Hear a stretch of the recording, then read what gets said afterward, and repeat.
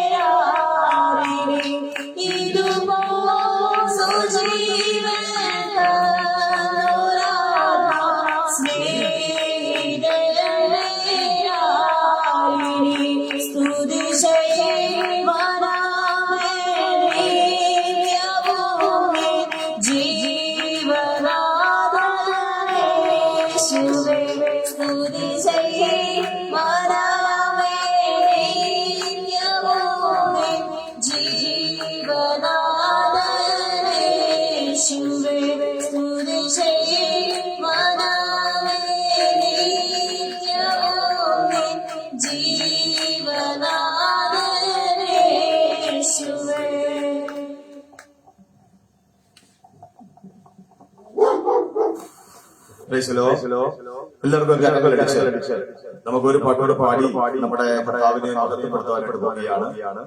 എല്ലാവർക്കും അറിയാവുന്ന ഒരു പാട്ട് ഇപ്പോൾ നിങ്ങൾ പാടുന്നത്.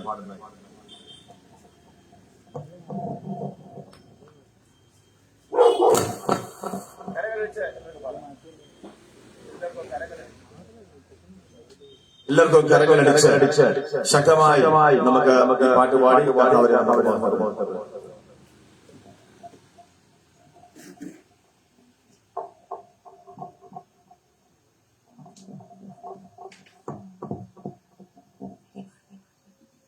ആരാധിപ്പാനാക്കു കാരണമുണ്ട്, കൈകൊട്ടി പാടാനേ കാരണമുണ്ട്. ആരാധിപ്പാനാക്കു കാരണമുണ്ട്, കൈകൊട്ടി പാടാനേ കാരണമുണ്ട്. ഹല്ലേലൂയ ഹല്ലേലൂയ, നമ്മുടെ യേശു ജീവിക്കുന്നു. ആമേൻ. ഹല്ലേലൂയ നമ്മുടെ യേശു ജീവിക്കുന്നു. ആരാധിപ്പാൻ നമുക്ക് കാരണമുണ്ട്, കൈകൊട്ടി പാടാനേറെ കാരണമുണ്ട്. ആരാധിപ്പാൻ നമുക്ക് കാരണമുണ്ട്, കൈകൊട്ടി പാടാനേറെ കാരണമുണ്ട്. ഹല്ലേലൂയ ഹല്ലേലൂയ, നമ്മുടെ യേശു ജീവിക്കുന്നു. ആമേൻ. ഹല്ലേലൂയ ഹല്ലേലൂയ, നമ്മുടെ യേശു ജീവിക്കുന്നു. കാലുകളുടെ കുറെ വഴുതിപ്പോയി, ഒരിക്കലും ഉയരില്ല എന്ന് നിനച്ചു. കാലുകളുടെ കുറെ വഴുതിപ്പോയി, ഒരിക്കലും ഉയരില്ല എന്ന് നിനച്ചു. എന്റെ ദിനങ്ങൾ ദൈവം മാറ്റി എഴുതി, പിന്നെക്കാൾ വഴുതുവാനിടവന്നില്ല. എന്റെ ദിനങ്ങൾ ദൈവം മാറ്റി എഴുതി, പിന്നെക്കാൾ വഴുതുവാനിടവന്നില്ല. ഹല്ലേലൂയ ഹല്ലേലൂയ, നമ്മുടെ യേശു ജീവിക്കുന്നു. ഹല്ലേലൂയ ഹല്ലേലൂയ, നമ്മുടെ യേശു ജീവിക്കുന്നു. ആരാധിപ്പാൻ നമുക്ക് കാരണമുണ്ട്, കൈകൊട്ടി പാടാനേറെ കാരണമുണ്ട്. ആരാധിപ്പാൻ നമുക്ക് കാരണമുണ്ട്, കൈകൊട്ടി പാടാനേറെ കാരണമുണ്ട്. ഹല്ലേലൂയ ഹല്ലേലൂയ, നമ്മുടെ യേശു ജീവിക്കുന്നു. ഹല്ലേലൂയ ഹല്ലേലൂയ, നമ്മുടെ യേശു ജീവിക്കുന്നു. ഉന്നത വിളിയാൽ വിളിച്ചു എന്ന് ചോദിച്ചതോ പോലും നിനച്ചതല്ല. ഉന്നത വിളിയാൽ വിളിച്ചു എന്ന് ചോദിച്ചതോ പോലും നിനച്ചതല്ല. ദയാമോനിന്റെ മേൽ ചോദിക്കതല്ലേ, ആയുസ്സെല്ലാം നിനക്കായി നൽകിയിടുന്നു. ദയാമോനിന്റെ മേൽ ചോദിക്കതല്ലേ, ആയുസ്സെല്ലാം നിനക്കായി നൽകിയിടുന്നു. ഹല്ലേലൂയ ഹല്ലേലൂയ, നമ്മുടെ യേശു ജീവിക്കുന്നു. ഹല്ലേലൂയ ഹല്ലേലൂയ, നമ്മുടെ യേശു ജീവിക്കുന്നു. ആരാധിപ്പാൻ നമുക്ക് കാരണമുണ്ട്, കൈകൊട്ടി പാടാനേറെ കാരണമുണ്ട്. ആരാധിപ്പാൻ നമുക്ക് കാരണമുണ്ട്, കൈകൊട്ടി പാടാനേറെ കാരണമുണ്ട്. ഹല്ലേലൂയ ഹല്ലേലൂയ,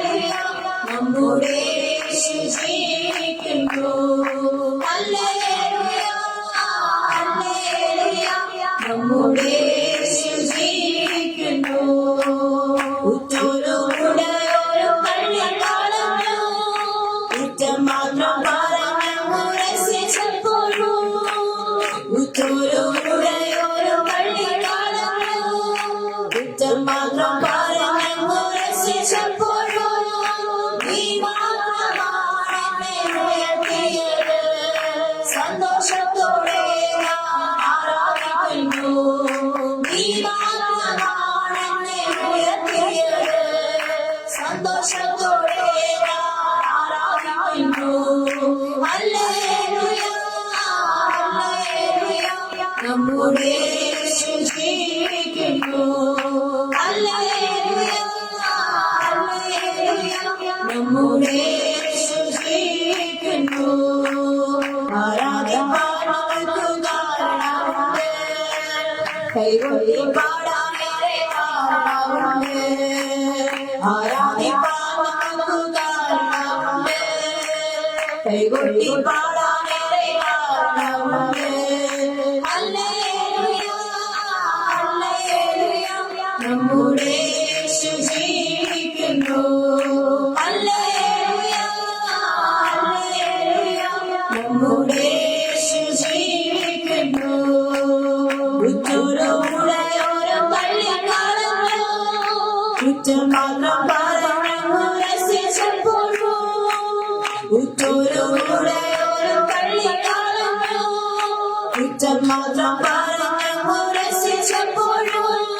നീ മാത്രമാണ് എന്നെ ഉയർത്തിയത്, സന്തോഷത്തോടെ ഞാൻ ആരാധിക്കുന്നു.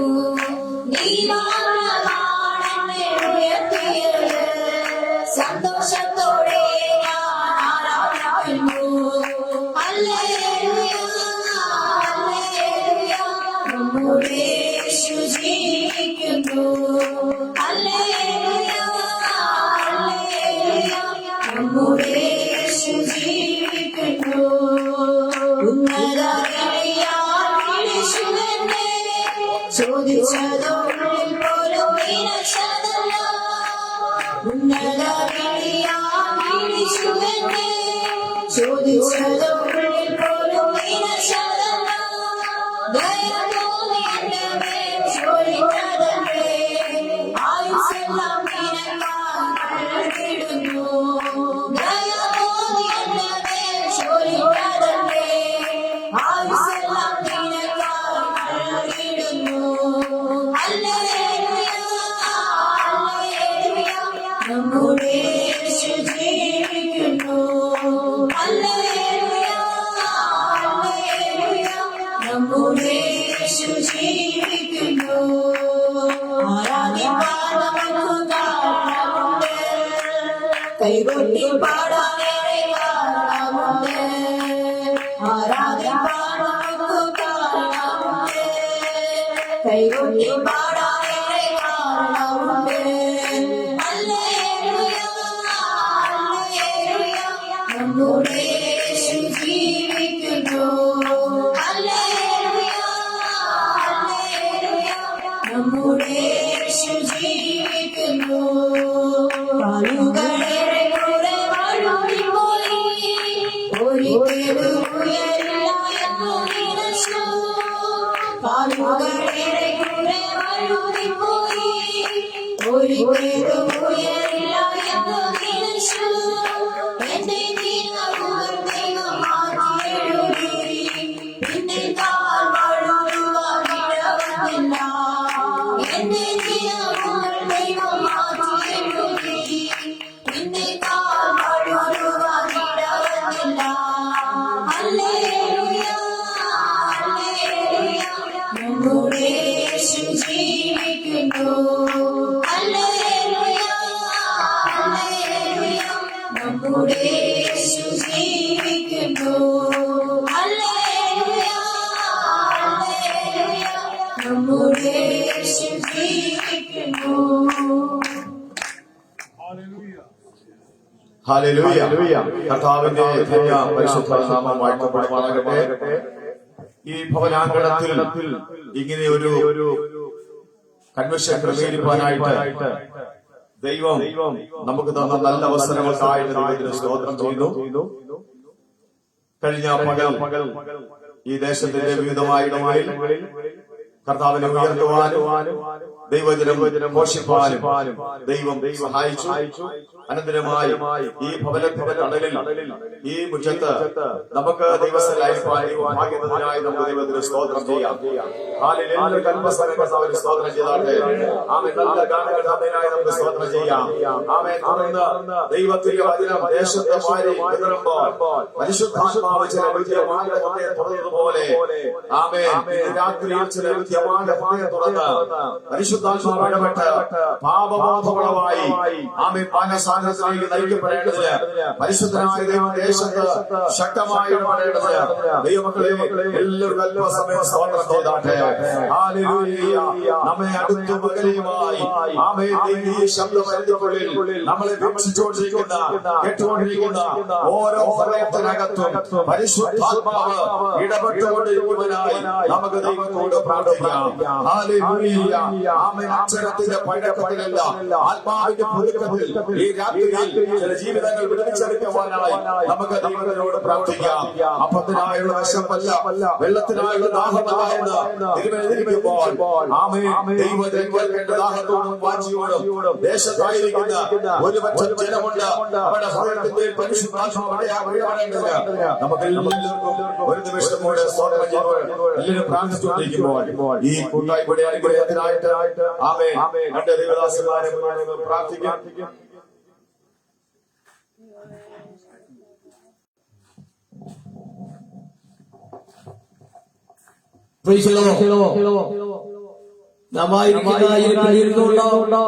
നമ്മുടെ കണ്ണുകൾ അടയ്ക്കാം. നമുക്ക് ദൈവത്തോട് പ്രാർത്ഥിക്കാം. ദൈവമായ കർത്താവിനോട് സംസാരിക്കണമേ, എന്നോട് ഇടപെടണമേ. എന്റെ ജീവിതത്തിലുണ്ടായ എല്ലാ കുറവുകളെ കർത്താവ് ക്ഷമിച്ചുകൊണ്ട് കർത്താവിന്റെ ഒരു മകനായി രാത്രികാല നമുക്ക് ദൈവത്തോട് പ്രാർത്ഥിക്കാം. ഞങ്ങൾ വാഴ്ത്തപ്പെട്ട അനുഗ്രഹിക്കപ്പെട്ട ഈ രാജ്യകാലത്തിനായി ദൈവത്തെ നാം സ്തുതിക്കുന്നു, സ്തോത്രം ചെയ്യുന്നു. ഈ കാലം വിവിധ ഇടങ്ങളിൽ ഉയർത്തുവാൻ സുക്ഷേത്രം പറയുവാനൊക്കെ സ്വർഗത്തിലെ ഒരുക്കുന്ന സവകാശങ്ങളോട് നന്ദി നിറഞ്ഞോട് ദൈവത്തെ സ്തുതിക്കുന്നു, സ്തോത്രം ചെയ്യുന്നു. ഈ രാജ്യകാലം ഭവനത്തിന്റെ മുറ്റത്ത് അവനെ കണ്ടിട്ടായി വരുവാനും സ്വർഗത്തിലെ പ്രജാപതി നൽകിയല്ലോ. എന്റെ മക്കൾ കൂട്ട നല്ല മനുഷ്യനായി അടയ്ക്കപ്പെട്ടിരിക്കുമ്പോൾ ഈ ഭവനെ ഏറ്റുകഴിവിനായി നടക്കപ്പെട്ട പ്രവൃത്തിക്കായി ദൈവത്തെ ഈ ഭവനത്തിന്റെ ഈ ഭവനത്തിലേക്ക് ഒരു മാനസാന്തരം ഉണ്ടാകുവാൻ ഒരു ഉണ്ടാകുവാൻ എന്റെ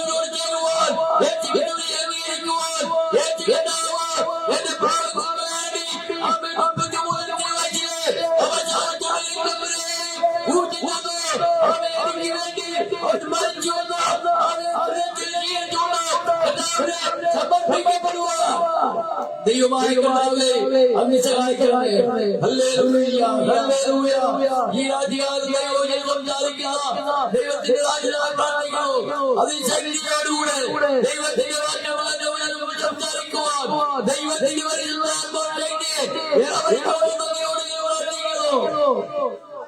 കർത്താവിനെ സംസാരിക്കണമേ, കർത്താവിനെ പ്രവർത്തിക്കണമേ.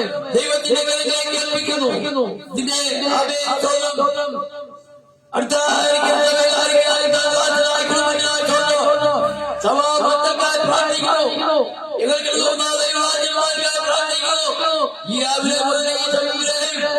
ദൈവത്തിന്റെ വലിയ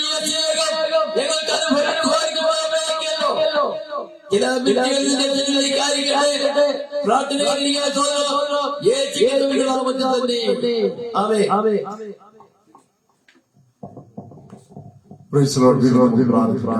പരിശുദ്ധനായ ദൈവമേ, സ്വർഗ്ഗം നൽകുന്നവനേ, ഈ ഭവനാങ്കണത്തിൽ നടക്കുന്ന ഈ സുവിശേഷം യോഗം കർത്താവേ, ദേശത്തിനൊരു അനുഗ്രഹവും ഒരു വിടുതലുമായി തീർന്നതിനെ ഞങ്ങൾ നമ്മോട് പ്രാർത്ഥിക്കുന്നു. ഇന്ന് പകൽക്കാലം ഞങ്ങൾ ദേശത്തിന്റെ വിവിധ സ്ഥലങ്ങളിൽ കർത്താവിനെ പരസ്യമായി സാക്ഷ്യപ്പെടുത്തുവാൻ ദൈവം ഇടയാക്കിയതിനായി നന്ദിയോട് ചോദിക്കുന്നു.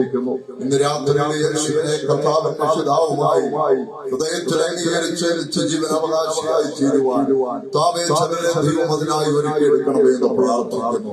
ഈ ഭവനത്തിലെ ഞങ്ങൾക്ക് ഇങ്ങനെ അവസരം ഒരുക്കി തന്നതിനായി നന്ദിയോട് ചോദി. ഇവിടെ പാർക്കുന്ന ദൈവഭക്തനായി കർത്താവേ കുഞ്ഞുങ്ങൾക്കായി ഞങ്ങൾ പ്രാർത്ഥിക്കുന്നു. ദൈവം അവരെ അനുഗ്രഹിച്ച് സഹായിക്കണമേ. കർത്താവിന്റെ അഭിഷേകന്മാരുടെ കാലകുത്തിയത് ഈ ഭവനത്തിനൊരു അനുഗ്രഹമാകണം, ഈ ദേശത്തിനൊരു അനുഗ്രഹമാകണം. ഇന്ന് രാത്രി ഇവിടെ ശുശ്രൂഷിക്കുന്ന വചനങ്ങളും നല്ല കാര്യങ്ങളൊക്കെ കർത്താവെ ഒരു അനുഗ്രഹമായി തീരുവാൻ സ്വർഗത്തിലെ ദൈവമോട് സഹായിക്കണമേ എന്ന് പ്രാർത്ഥിക്കുന്നു.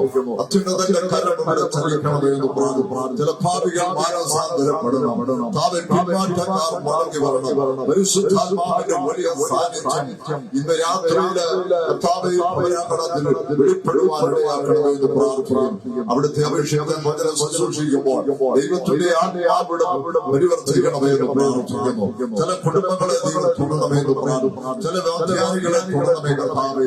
മയക്കുമരുന്നിന് അടിമകളായി തകർന്നു കഴിയുന്ന കുഞ്ഞുങ്ങളെ ദൈവം തുടരണമേ നമ്മോട് പ്രാർത്ഥിക്കുന്നു. അവിടുത്തെ കരകളിൽ ഞങ്ങൾ സമർപ്പിക്കുന്നു. അവിടുന്ന് കൂടെ സഹായിക്കും. യേശുവിൻ നാമത്തിൽ പ്രാർത്ഥന കേൾക്കണമേ എന്നല്ല. കർത്താവിന്റെ അതിപരിശുദ്ധ നാമത്തിന് നന്ദിയോടെ സ്തോത്രം ചെയ്തു. ഈ ഭവനാങ്കണത്തിൽ നമുക്ക് ഈ മീറ്റിംഗുമായി കടന്നു വരുവാൻ ദൈവ സഹായിച്ചതിനായിട്ട് ദൈവത്തിന് സ്തോത്രം ചെയ്തു. പ്രത്യേകിച്ച് ഈ ഭവനത്തിന്റെ ഈ അങ്കണം നമുക്ക് വേണ്ടി ഈ പ്രോഗ്രാം നടക്കാൻ വേണ്ടി അനുവദിച്ച വാത്സല്യ ഭവനത്തിന് നന്ദി പറയുകയാണ്. ഇന്ന് രാത്രി തിരുവചനം ഘോഷിപ്പാനായിട്ട് നമ്മുടെ മധ്യയിൽ വന്നിരിക്കുന്ന ബഹുമാന്യ ദേവദാസൻ, അനുഗ്രഹീത ഒരു ഭാഷകനും ഒരു സംഘാടകനും എഴുത്തുകാരനും ഗാന രചയിതാവും എന്റെ ചില സ്നേഹിതന്മാരിൽ ഏറ്റവും അടുത്ത് ഇടപെടുകയും സ്നേഹിക്കുകയും ചെയ്യുന്ന വാത്സല്യ അനിയൻ എന്ന് പറയുന്ന ദേവദാസൻ, അദ്ദേഹത്തിന്റെ സ്വദേശം പെരുമ്പാവൂരാണ്. കർത്താവിന്റെ മേലുള്ള ബന്ധത്തിൽ ശരൺ ചർച്ചിന്റെ നെടുനായകന്മാരിൽ ഒട്ടും കുറവല്ലാത്ത നിലകളിൽ ഇപ്പോൾ കർത്താവിന്റെ വയലിൽ നിൽക്കുന്നു. ഈ രാത്രികാലം ദൈവജനം ഘോഷിപ്പാനായിട്ട് നമ്മുടെ മധ്യത്തിലേക്ക് അയച്ചതായിട്ട് ഞാൻ ദൈവത്തിന്റെ സ്തോത്രം ചെയ്യുക. നമ്മുടെ ക്ഷണം സ്വീകരിച്ച് കടന്നു വന്ന ദൈവദാസനെ ഈ മീറ്റിംഗിലേക്ക് ഞാൻ ഹാർദവമായിട്ട് സ്വാഗതം ചെയ്യുന്നു. ഈ രാത്രിയിൽ പ്രിയപ്പെട്ട കർത്താവിന്റെ ദാസനെ കരങ്ങളെടുത്ത് ഉപയോഗിക്കുവാൻ നമ്മൾ എല്ലാവരും പ്രാർത്ഥനയോടെ ദിവസമായിരിക്കാം. ആമേൻ. എല്ലാ ദേശവാസികളോടും പരിശുദ്ധാത്മാവ് ഇടപെട്ടുകൊണ്ടിരിക്കുവാനായി ദൈവജനങ്ങളെ നമുക്ക് ആത്മാർത്ഥമായി എല്ലാവർക്കും പ്രാർത്ഥിച്ചുകൊണ്ടിരിക്കാം. തുടർന്നുള്ള സമയങ്ങൾ കർത്താവിന്റെ വചന പ്രഘോഷണം പ്രിയ ദൈവദാസനെ ക്ഷണിക്കും.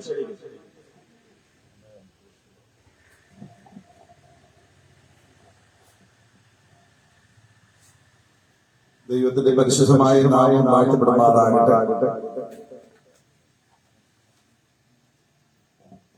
കൂന്നുകിൽ ഫെലോഷിപ്പ് ചർച്ചിന്റെ ചുമതലയും പരിസര പ്രദേശത്തുള്ള പ്രിയപ്പെട്ടവരുടെ സുവിശേഷം അറിയിക്കണം എന്നുള്ള ഉദ്ദേശത്തോടുകൂടെ ഇന്ന് രാവിലെ മുതൽ ഈ ഗ്രാമത്തിന്റെ വിവിധ ഭാഗങ്ങളിൽ സുവിശേഷ യോഗങ്ങൾ ക്രമീകരിക്കപ്പെടുവാനിടയായി എന്നാണ് ഞാൻ മനസ്സിലാക്കുന്നത്.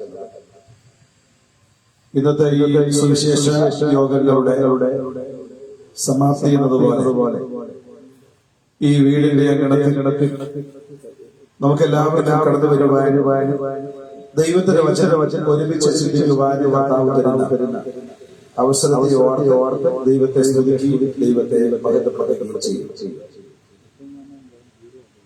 ആത്മീയ ശുശ്രൂഷക്കാരുടെ ഇങ്ങനെ ഒരു അവസരം ഒരുക്കി തന്ന ഈ സഭയുടെ ശുശ്രൂഷകനായിരിക്കുന്ന കർത്താവിൽ അനുഗ്രഹീതനായ ദേവദാസൻ മധു അവരുടെ കുടുംബം വിശേഷിച്ച് ഈ വേദിയിൽ എന്നോടൊപ്പമായിരിക്കുന്ന കർത്താവിൽ അനുഗ്രഹീതരായ ശുശ്രൂഷകന്മാർ, ഈ വീടിന്റെ മുറ്റത്ത് ഞങ്ങളെ സ്നേഹിക്കുന്ന വിശ്വാസ സമൂഹം, ഉച്ചഭാഷയുടെ സഹായത്തിൽ ചുറ്റുപാടുകൾ ഞങ്ങളെ കേട്ടുകൊണ്ടിരിക്കുന്ന എല്ലാ പ്രിയപ്പെട്ടവർക്കും വീണ്ടും വരുന്നവരായ യേശുവിന്റെ നാമത്തിൽ സ്നേഹവന്ദനം അറിയിക്കുക. ഈ ദേശത്തോട് ഒരിക്കൽ കൂടെ കർത്താവിന്റെ സന്ദർഭമായി ഘോഷിക്കുവാൻ, കർത്താവ് നമ്മെ ശക്തീകരിക്കുന്ന വിധങ്ങളെ ഓർത്ത് ദൈവത്തെ സ്തുതിക്കുകയും ദൈവത്തെ മഹത്വപ്പെടുത്തുകയും ചെയ്യും. ഈ മീറ്റിംഗിന്റെ പിന്നിൽ പ്രവർത്തിക്കുന്ന എല്ലാ പ്രിയപ്പെട്ടവരെയും സർവശക്തനായ ദൈവം ധാരാളമായി അനുഗ്രഹിക്കുമാറാകട്ടെ.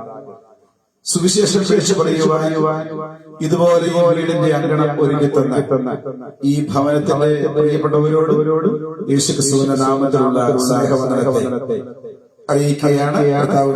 ഈ രാത്രി ധാരാളമായി അനുഗ്രഹിക്കുമാറാകട്ടെ.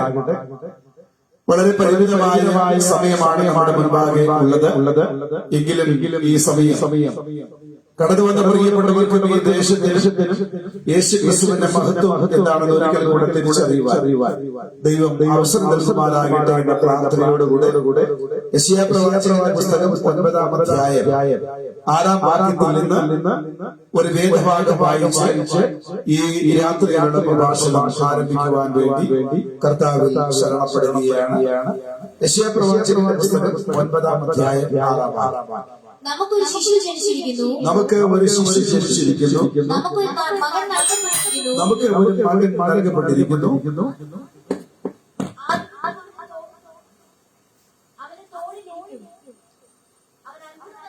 അവൻ അത്ഭുത മന്ത്രി, ദൈവം, വീരനാം ദൈവം, നിത്യപിതാവ്, സമാധാന പ്രഭു എന്ന പേർ വിളിക്കപ്പെടുമാറാണ്. സർവശക്തനായ ദൈവമേ, ഞങ്ങളുടെ സ്വർഗ്ഗീയ പിതാവേ, ഈ രാത്രിയിൽ കർത്താവിന്റെ വചനദേശത്തോട് വിളിച്ചു പറയുമ്പോൾ അത് എല്ലാവരുടെയും ജീവിതത്തിൽ അനുഗ്രഹത്തിന് കാരണമായി തീരുകയും കർത്താവെ പ്രിയപ്പെട്ടവർ കർത്താവിനെ ഇന്ന് രാത്രി കണ്ടുമുട്ടുന്ന ഒരു രാത്രിയായി മാറുവാൻ ദൈവം ഇടയാക്കുമാറാകണമേ. അവിടുത്തെ സാരഥ്യങ്ങളുടെ മേൽ പകർന്ന് ഞങ്ങളെ അനുഗ്രഹിക്കുമാറാകണം. യേശുവിന്റെ നാമത്തിൽ അപേക്ഷിക്കുന്നു, കൃപ തോന്നുമാറാകണമേ. ഒരുപക്ഷേ ശബ്ദവലതിയിൽ ഞങ്ങളെ ശ്രദ്ധിക്കുന്ന പ്രിയപ്പെട്ടവർക്ക് വളരെ പരിചയമുള്ള ഒരു വേദഭാഗമാണ് ഈ രാത്രിയിലെ വേദനയിലായി തെരഞ്ഞെടുത്തിരിക്കുന്നത്. യേശുക്രിസ്തുവിന്റെ ജനനത്തിന് ഏകദേശം 700 വർഷങ്ങൾക്കപ്പുറത്ത് യേശുക്രിസ്തു മനുഷ്യാവതാരം ചെയ്യുന്നതിനെ സംബന്ധിച്ച് അവൻ ആരാണ്, അവന്റെ മഹത്വം എന്താണെന്ന് നമ്മെ അറിയിക്കേണ്ടതിനായി പ്രവാചകനായ യെശയ്യാവിലൂടെ ദൈവം ഇടപെട്ട ഒരു വേദഭാഗമാണ് നാം വായിച്ചു കേൾക്കുവാനിടയായിത്തീർന്നത്. ഒന്നുകൂടെ പറഞ്ഞാൽ തന്റെ പുത്രനായ യേശുക്രിസ്തു ലോകത്തിലേക്ക് മനുഷ്യനായി അവതരിക്കുന്നു എന്ന് പിതാവായ സർവശക്തനായ ദൈവം തമ്പുരാൻ സകല ഭൂവാസികളോടും നടത്തിയ ഒരു ആഹ്വാനമാണ് ഈ വാക്യത്തിലൂടെ നമുക്ക് മനസ്സിലാക്കുവാനിടയായിത്തീരുന്നത്. 1947 ഓഗസ്റ്റ് മാസം 14-ാം തീയതി അർദ്ധരാത്രി സൂര്യനസ്തമിക്കാത്ത ബ്രിട്ടീഷ് സാമ്രാജ്യത്തിന്റെ കിരാതഭരണത്തിൽ നിന്നും ഭാരതം സ്വാതന്ത്ര്യമാകുവാനിടയായിത്തീർന്നു. 1000 സ്വതന്ത്ര ഭടന്മാരുടെ ത്യാഗോജനമായ പ്രവർത്തനങ്ങളുടെ ഫലമായി ഈ രാജ്യത്തെ ഒരു സ്വതന്ത്ര രാഷ്ട്രമാക്കി ഉയർത്തിക്കൊണ്ടുവരേണ്ടതിന് ദേശാഭിമാനികളായ ആയിരക്കണക്കിന് ആളുകളുടെ ചുടുചോര രക്തം ഈ മണ്ണിലൂടെ ഒഴുകി അതിന്റെ ഫലമായി നമുക്ക് സ്വാതന്ത്ര്യം ലഭിക്കുവാനിടയായിത്തീർന്നു. അങ്ങകലെ ഡൽഹിയിൽ നിന്ന് ഭാരതം സ്വതന്ത്ര രാഷ്ട്രമായി ഉയർത്തെഴുന്നേറ്റു എന്നുള്ള പ്രഖ്യാപനം, ആ പ്രഖ്യാപനം ഭാരതീയരെ സംബന്ധിച്ചിടത്തോളം അവരുടെ ഹൃദയത്തിന്റെ ഒരു ഭാഗമായിരുന്നു, അവരുടെ ചിരകാല അഭിലാഷമായിരുന്നു, അവർ ആഗ്രഹിച്ചിരുന്നൊരു വസ്തുതയായിരുന്നു. എന്നാൽ ആ പ്രഖ്യാപനത്തിന് ഒരു രാജ്യത്തിന്റെ 4 അതിർത്തികളിൽ മാത്രമേ സ്വാധീനമുണ്ടായിരുന്നുള്ളൂ. ഭാരതം അത് എവിടെയൊക്കെ വിശാലമായി പറഞ്ഞു കിടക്കുന്നുവോ ആ രാജ്യത്തിന്റെ ഭാഗത്ത് മാത്രമേ ആ പ്രഖ്യാപനത്തിന് സ്വാധീനമുണ്ടായിരുന്നുള്ളൂ. എന്നാൽ യേശുക്രിസ്തു ലോകം അവതരിക്കുന്നു എന്നുള്ള സർവശക്തനായ ദൈവത്തിന്റെ പ്രവാചകനിലൂടെ അരുളി ചെയ്ത് ഒരു രാജ്യത്തിന് വേണ്ടി മാത്രമല്ല, ഒരു രാഷ്ട്രത്തിന് വേണ്ടി മാത്രമല്ല, ഏതെങ്കിലും ഒരു ഭൂഖണ്ഡത്തിന്റെ ഒരു ഭാഗത്തിന് വേണ്ടി മാത്രമല്ല, മനുഷ്യൻ എവിടെയെല്ലാം പാർക്കുന്നുണ്ടോ, മനുഷ്യൻ എവിടെയെല്ലാം ഉണ്ടോ അവിടെയുള്ള സകലമായ മനുഷ്യർക്ക് വേണ്ടിയുള്ള ഒരു പ്രഖ്യാപനമായിരുന്നു യേശുക്രിസ്തു ജനിക്കുന്നതിന് 700 വർഷങ്ങൾക്കപ്പുറത്ത് പ്രവാചകനായ യെശയ്യാവ് പ്രഖ്യാപിക്കുവാനിടയായി തീർന്നത്. ആ പ്രഖ്യാപനത്തിന്റെ അടിയിൽ അന്ന് മുതൽ ഇന്ന് വരെയും മനുഷ്യൻ ലോകത്ത് എവിടെയെല്ലാം പാർക്കുന്നുണ്ടോ അവിടെയെല്ലാം നടന്നുകൊണ്ടിരിക്കുകയാണ്. ആ പ്രഖ്യാപനത്തിന്റെ ഒരു ഭാഗമായിട്ടാണ് ഇന്ന് ഈ ഗ്രാമത്തിന്റെ വിവിധ ഭാഗങ്ങളിൽ പകൽക്കാലം സുവിശേഷ യോഗങ്ങൾ ക്രമീകരിക്കപ്പെടുവാനിടയായി തീർന്നത്. അതിന്റെ ഭാഗമായിട്ടാണ് ഈ വീടിന്റെ മുറ്റത്ത് നാം ദൈവത്തിന്റെ വചനം ഈ ദേശത്തോട് വിളിച്ചറിയിക്കുവാൻ കടന്നു വന്നിരിക്കുന്നത്. സുവിശേഷം അത് സകലമായ മനുഷ്യർക്ക് വേണ്ടിയുള്ളതാണ്. സുവിശേഷം സകല രാജ്യങ്ങൾക്ക് വേണ്ടിയുള്ളതാണ്. സുവിശേഷം സകല വർഗത്തിലും പെട്ടവർക്കുള്ളതാണ്. സുവിശേഷം സകല ജാതികളിലും പെട്ട ആളുകൾക്ക് വേണ്ടി ഉള്ള ഒരു വസ്തുതയാണ്. പ്രിയമുള്ളവരെ, ഈ സുവിശേഷം ഇന്ന് രാത്രി ഈ ഗ്രാമപ്രദേശത്തോട് ഉച്ചഭാഷയുടെ സഹായത്തോടുകൂടെ ഞങ്ങൾ വിളിച്ചു വരിയുമ്പോൾ ഞാൻ മനസ്സിലാക്കിയിരിക്കേണ്ട ഒരു പ്രധാനപ്പെട്ട കാര്യം, ഭാരതത്തിൽ ഓരോ പ്രിയപ്പെട്ടവരോടും സുവിശേഷത്തോട് ഇപ്രകാരമാണ് കടപ്പെട്ടിരിക്കുന്നത് എന്ന് ചരിത്രങ്ങളിൽ നിന്ന് ഒരു കാര്യം ഓർപ്പിച്ച് എന്റെ പ്രഭാഷണം മുന്നോട്ട് കൊണ്ടുപോകുവാൻ വേണ്ടിയാണ് താല്പര്യപ്പെടുന്നത്. ഒരിക്കൽ യേശുക്രിസ്തുവിന്റെ പ്രഭാഷണം കേൾക്കുവാൻ വേണ്ടി മലമുകളിൽ ഒത്തുകൂടിയ പ്രിയപ്പെട്ടവരോട് മത്തായി സുവിശേഷം 5-ാം അധ്യായം 8-ാം വാക്യത്തിൽ യേശുക്രിസ്തു ഒരു വാക്യപ്രകാരം പറയുവാനുണ്ടായി തീർന്നു. അല്ലയോ സഹോദരങ്ങളെ, നിങ്ങൾ കേട്ടിട്ടില്ലയോ? കണ്ണിന് പകരം കണ്ണ്, പല്ലിന് പകരം പല്ല് എന്ന് നിങ്ങൾ കേട്ടിട്ടില്ലയോ എന്ന് അവന്റെ പ്രഖ്യാപനം. അതിനുശേഷം വളരെ നിഷ്ഠൂരമായ ക്രൂരമായ ഭരണ സംവിധാനങ്ങൾ, നിയമസംഹിതകൾ നിലനിന്നിരുന്ന ആ കാലഘട്ടത്തിലെ നിയമങ്ങളെ ഉദ്ധരിച്ചുകൊണ്ട് യേശു തന്റെ രാജ്യത്തെ സംബന്ധിച്ചു, തന്റെ രാജ്യത്തിന്റെ നിയമങ്ങളെ സംബന്ധിച്ചു, തന്റെ രാജ്യനിയമങ്ങൾ എപ്രകാരമായിരിക്കുമെന്നൊക്കെ മത്തായി സുവിശേഷം 5, 6, 7 അധ്യായങ്ങളിൽ തന്റെ രാജ്യത്തിന്റെ നിയമങ്ങൾ പ്രഖ്യാപിക്കുവാനിടയായി തീർന്നു. പല്ലിന് പകരം പല്ല്, കല്ലിന് പകരം കണ്ണിന് പകരം കണ്ണ്. ഈ പ്രഖ്യാപനം യേശു നടത്തുമ്പോൾ അത് കേട്ടുകൊണ്ടിരുന്ന യഹൂദ മതാനുസാരികളായ ധാരാളം ആളുകൾ, യഹൂദ മതത്തിന്റെ നിയമപണ്ഡിതന്മാരായ ആളുകൾ, ന്യായശാസ്ത്രജ്ഞരായ ആളുകൾ, പുരോഹിതന്മാരായ ആളുകൾ, പരീക്ഷന്മാരായ ആളുകൾ, ന്യായപ്രമാണമാണ് അവർ പലതും പരിശോധിച്ചു. എവിടെയാണ് ഇങ്ങനെ രേഖപ്പെടുത്തിയിരിക്കുന്നത്? ഒരർത്ഥത്തിൽ അവർക്ക് കണ്ടെത്തുവാനിടയായി തീർന്നില്ല എന്നുള്ളതാണ് മറ്റൊരു വസ്തുത. 1724 ബാഗ്ദാദിനടുത്തുള്ള ഒരു ഭൂഗർഭ അത് തുറക്കുവാനിടയായി തീർന്നപ്പോൾ ആ ഭൂഗർഭ ഗുഹയിൽ നിന്നും കണ്ടെടുത്ത പ്രസിദ്ധമായ ഒരു ശീലമുണ്ട്. ദൈവത്തിന്റെ സ്തോത്രം. അതിനകത്ത് എഴുതി വെച്ചിരിക്കുന്നത് ആ കാലഘട്ടത്തിലെ ആളുകൾ ഉപയോഗിച്ചിരുന്ന ഏറ്റവും കൂടുതൽ ലോകത്തിലെ നിയമ സംവിധാനങ്ങൾ സംഭാവന നൽകിയ ഹമ്മറാബി എന്ന് പറയപ്പെടുന്ന ആ മനുഷ്യന്റെ ഭരണകർത്താവ് തന്റെ കാലഘട്ടത്തിൽ ഉപയോഗിച്ചിരുന്ന നിയമവശങ്ങളെല്ലാം കൃത്യമായിട്ട് 1724 കണ്ടെടുത്ത് ആ ഭൂഗർഭ കണ്ടെടുത്ത് ആ നിയമസംഹിതയിൽ കുറിച്ചു വെച്ചിരിക്കുകയാണ്.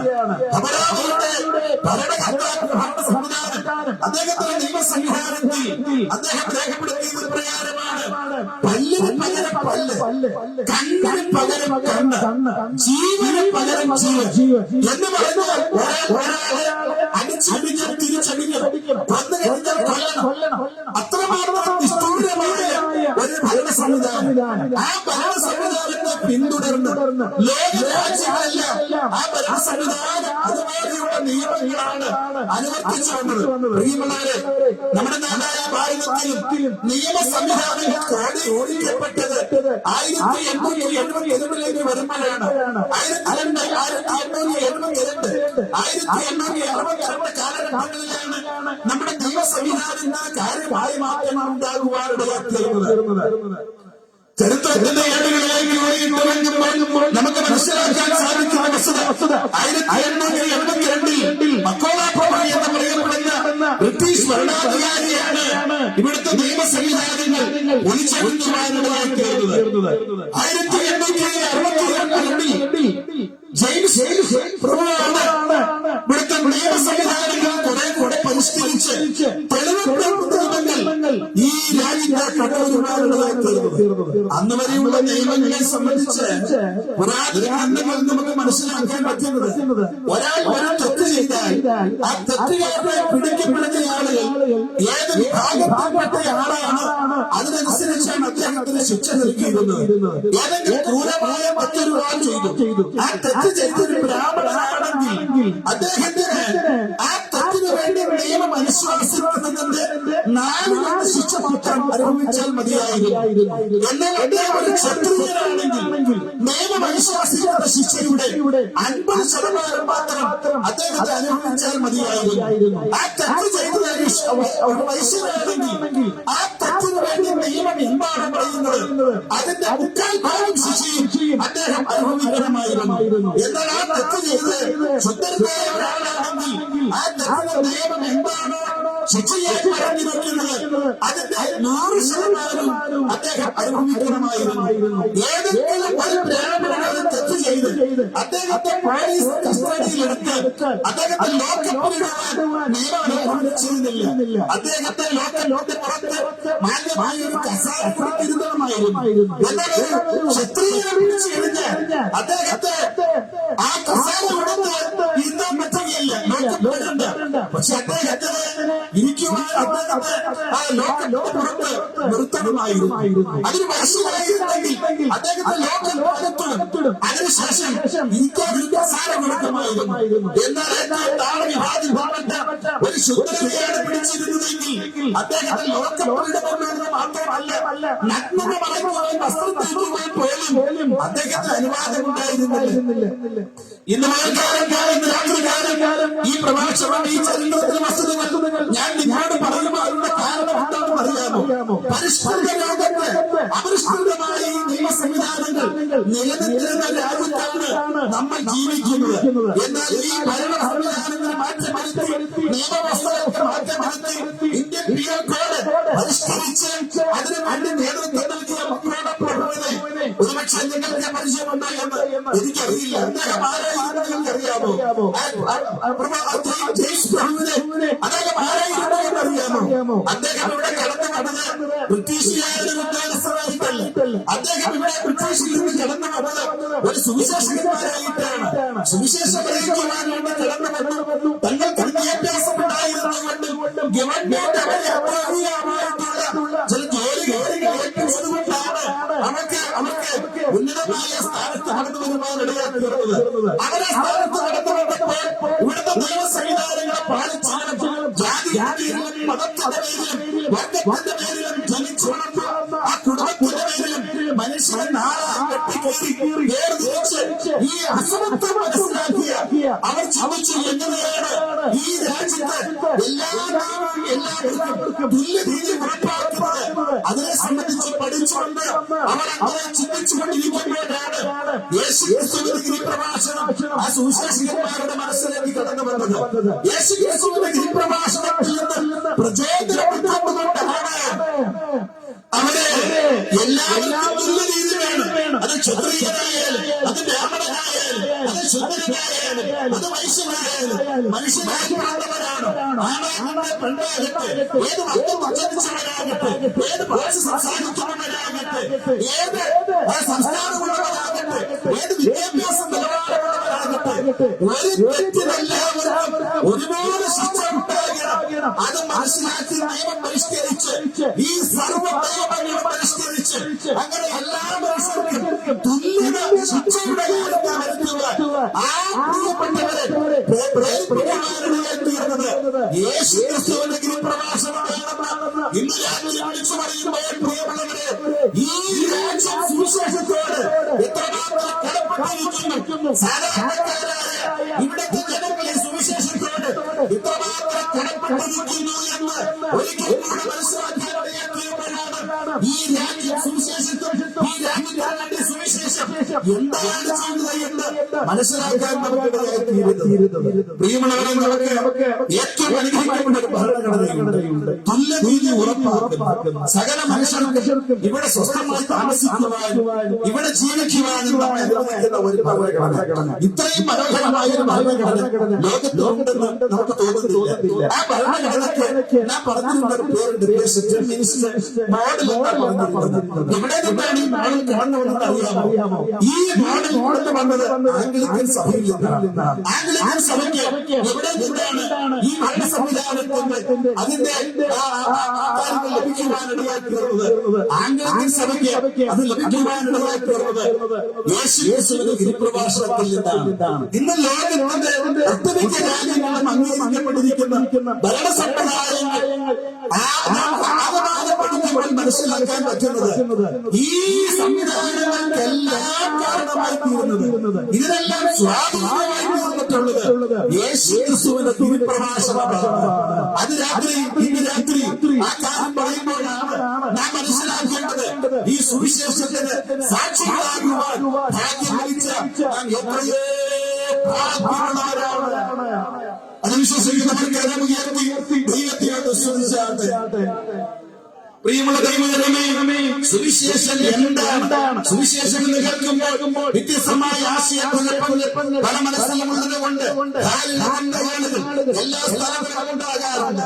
എന്നാൽ ഇന്ന് രാത്രി ഞാൻ നിങ്ങളോട് പറയുന്നു, ആരെങ്കിലും പറയുന്നത് ആരെങ്കിലും ചിന്തിക്കുന്നത് സുവിശേഷം എന്നുള്ളത് ഒരു മതപ്രഭാഷണമല്ല. നിങ്ങൾക്ക് നൽകിയിരിക്കുന്ന ഒരു സുവിശേഷത്തിന്റെയും ഒരു നോട്ടീസിലോ ഒരു അറിയിപ്പിലോ ഇന്ന സ്ഥലത്ത് വച്ചിന്ന സമയത്ത് ഒരു മതപ്രഭാഷണമുണ്ട് എന്ന് ഞങ്ങൾ പറയാറില്ല. കാരണം സുവിശേഷം ഒരു മതപ്രഭാഷണമല്ല.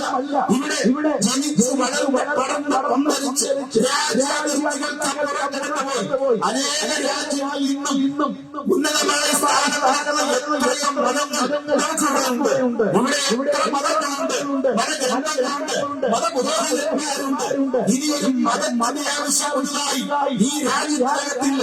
അതുകൊണ്ട് നിങ്ങൾ വിളിച്ചു പറയുന്നു സുവിശേഷം ഒരു മതപ്രഭാഷണമല്ല. സുവിശേഷം ഒരു തത്വചിന്തയല്ല. തത്വചിന്തകന്മാരാണ്.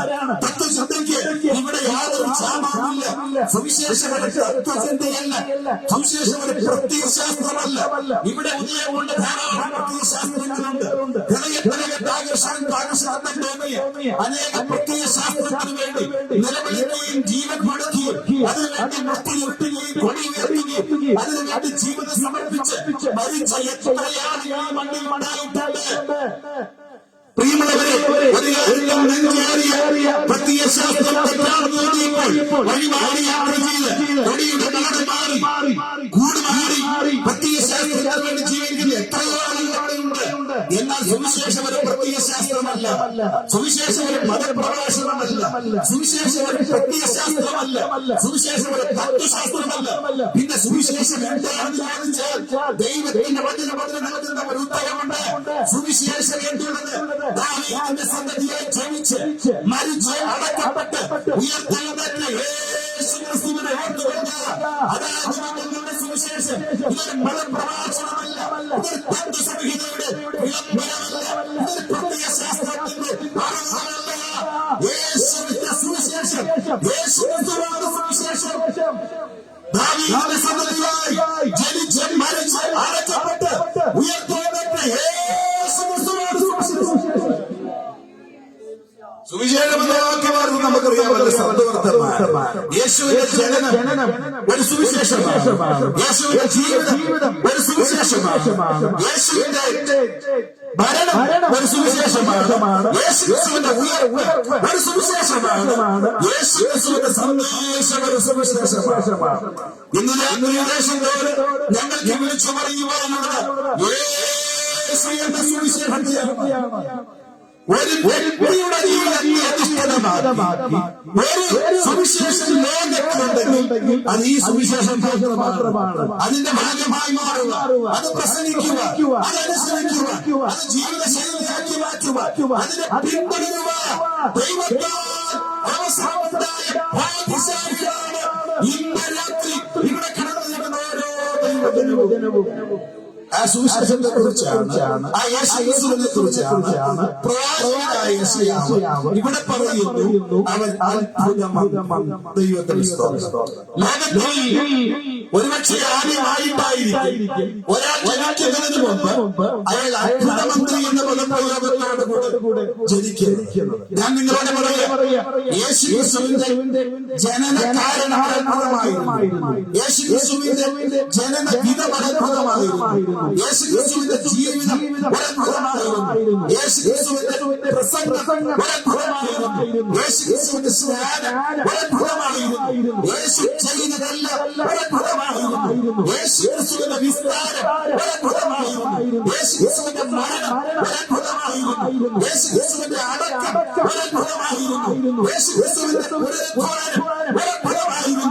യേശുക്രിസ്തുവിന്റെ സ്വർഗ്ഗാരോഹണം അത്ഭുതമായിരുന്നു. ഈ രാത്രി ആ വാക്യശാലം കൂടെ വായിച്ച് യേശു എങ്ങനെയെല്ലാമാണ് അത്ഭുത മനുഷ്യനായിരിക്കുന്നത് എന്ന് 1, 2, 3, 4 പോയിന്റുകളിലൂടെ നിങ്ങൾ ആരംഭിച്ച് പ്രാർത്ഥിച്ച് യോഗം അവസാനിപ്പിക്കുവാനാണ് ഞാൻ താല്പര്യപ്പെടുത്തുന്നത്. എത്രമാത്രം സമയം ലഭിക്കുമോ അത്രയും സമയം യേശു അത്ഭുത പുരുഷൻ എന്ന പ്രമേയത്തിൽ നിന്നുകൊണ്ട് ചില കാര്യങ്ങൾ നിങ്ങൾ ഓർമ്മിക്കുവാൻ വേണ്ടി ഞാൻ താല്പര്യപ്പെടുകയാണ്. 4 കാര്യങ്ങളാണ് പരിശുദ്ധാത്മാവ് ആ ഭാഗം പ്രയോഗപ്പെടുത്തപ്പെടുന്ന പ്രവാചകനിലൂടെ ഒന്ന് ശ്രദ്ധിക്കാൻ പ്രിയമുള്ളവരെ. യേശു ഒരു അത്ഭുത മനുഷ്യനാണ്. ദൈവത്തിന് സ്തോത്രം. യേശു എങ്ങനെയാണ് അത്ഭുത മനുഷ്യനായിരിക്കുന്നത്? ഒരു മനുഷ്യൻ ലോകത്തിൽ ജനിക്കുന്നതിന് ഏതാണ്ട് 3000 വർഷങ്ങൾക്ക് മുമ്പ് ഉൽപ്പത്തി പുസ്തകം 3-ാം അധ്യായത്തിൽ ആ ജനിക്കാൻ പോകുന്ന മനുഷ്യനെ സംബന്ധിച്ച് സർവശക്തനായ ദൈവം ഒരു പ്രവചനം നടത്തുകയാണ്. ഉൽപ്പത്തി പുസ്തകം 3-ാം അധ്യായം 15-ാം വാക്യത്തിൽ ദൈവത്തിന്റെ ആത്മാവിനെ രേഖപ്പെടുത്തിയിരിക്കുകയാണ്. സ്ത്രീയുടെ സന്തതി ഈ പ്രവചന ശബ്ദം കേൾക്കുവാൻ അന്ന് ലോകത്തിൽ 2 മനുഷ്യർ മാത്രമേ ഉണ്ടായിരുന്നുള്ളൂ. അതായത് അങ്ങനെ 2 പേർ മാത്രം ലോകത്തുള്ളപ്പോൾ ആ 2 പേരോടായി അന്ന് മുതൽ ഇന്നുവരെയും ഇനി മനുഷ്യവർഗം ഉണ്ടാകുമോ അന്നെല്ലാം ഈ ലോകത്തുണ്ടാകുന്ന സകല പാപങ്ങളോടുമായി സർവശക്തനായ ദൈവം തമ്പുരാൻ പ്രവചനമാണ്. സ്ത്രീയുടെ സന്തതിയായി ഒരാൾ ലോകത്തിൽ ജനിക്കുവാൻ വേണ്ടി പോകുകയാണ്. പ്രിയമുള്ളവരെ, അതിന്റെ നിവൃത്തീകരണം 4-ാം അധ്യായം 4-ാം വാക്യത്തിലേക്ക് വരുമ്പോൾ അന്ന് ദൈവം തമ്പുരാൻ മോശെയോട് അന്നത്തെ ദൈവം തമ്പുരാൻ ആദാമിനോട് ഹവ്വയോട് മാനവ സമൂഹത്തോട് അന്ന് നടത്തിയ പ്രവചനം കൃത്യമായി നിറവേറിയത് അപ്പോസ്തലനായ പൗലോസ് ഗലാത്യലേഖനം 4-ാം അധ്യായം 4-ാം വാക്യത്തിൽ രേഖപ്പെടുത്തിയിരിക്കുന്നത് ഒന്ന് വായിച്ചാൽ ഉപകാരപ്രദമാകും. എന്നാൽ കാലസമ്പൂർണ്ണത വന്നപ്പോൾ ദൈവം തന്റെ പുത്രനെ സ്ത്രീയിൽ നിന്ന് ജനിച്ചവനായി ന്യായപ്രമാണത്തിൻ കീഴിൽ ജനിച്ചവനായി അവൻ ന്യായപ്രമാണത്തിന് കീഴിലുള്ളവരെ പുത്രത്വം പ്രാപിക്കേണ്ടതിന് തന്നെ. പ്രിയമുള്ളവരെ, ശാന്തമായി ചിന്തിച്ചു നോക്കുക. യേശു ക്രിസ്തു ജനിക്കുന്നതിന് 3000 വർഷങ്ങൾക്കപ്പുറത്ത് മാനവതയോടെ പ്രവചനം ഉണ്ടാകുന്നു. നിങ്ങൾ ഇന്നേ വരെ ഇതുപോലെ ചരിത്രത്തിൽ ആർക്കെങ്കിലും ഒരു ജനനമുണ്ടായതായിട്ടോ ചരിത്രത്തിൽ ഇതുപോലെ ഒരു പ്രവചനം ഉണ്ടായതായിട്ടോ ഏകദേശം 3000 വർഷങ്ങൾക്കപ്പുറത്ത് പ്രവചന പ്രകാരം ഒരാൾ ജനിച്ച് ഇവിടെ ജീവിച്ച് മരിച്ചടക്കപ്പെട്ട് ഉയർത്തെഴുന്നേറ്റതായി ചരിത്രത്തിൽ ഒരു മതഗ്രന്ഥങ്ങളും ഒരു ഐതിഹ്യങ്ങളും ഒരു കഥകളും പോലും കേൾക്കുവാനുള്ള തീർന്നിട്ടില്ല. യേശു ക്രിസ്തു അത്ഭുത മനുഷ്യനെന്ന് ലോകത്തോടെ നിങ്ങൾ വിളിച്ചു പറയുന്നതിന് ഒന്നാമത്തെ കാരണം ഒരു മനുഷ്യൻ ജനിക്കുന്നതിന് 3000 വർഷങ്ങൾക്കപ്പുറത്ത് പ്രവചനം ഉണ്ടാവുക. ആ പ്രവചന പ്രകാരം തന്നെ കാര്യങ്ങൾ ക്രമീകരിക്കപ്പെടുക. ആ പ്രവചനത്തിൽ എന്താണ് പറഞ്ഞിരിക്കുന്നത് അതുപോലെ അവൻ ജനിക്കുക, അതുപോലെ അവൻ ജീവിക്കുക.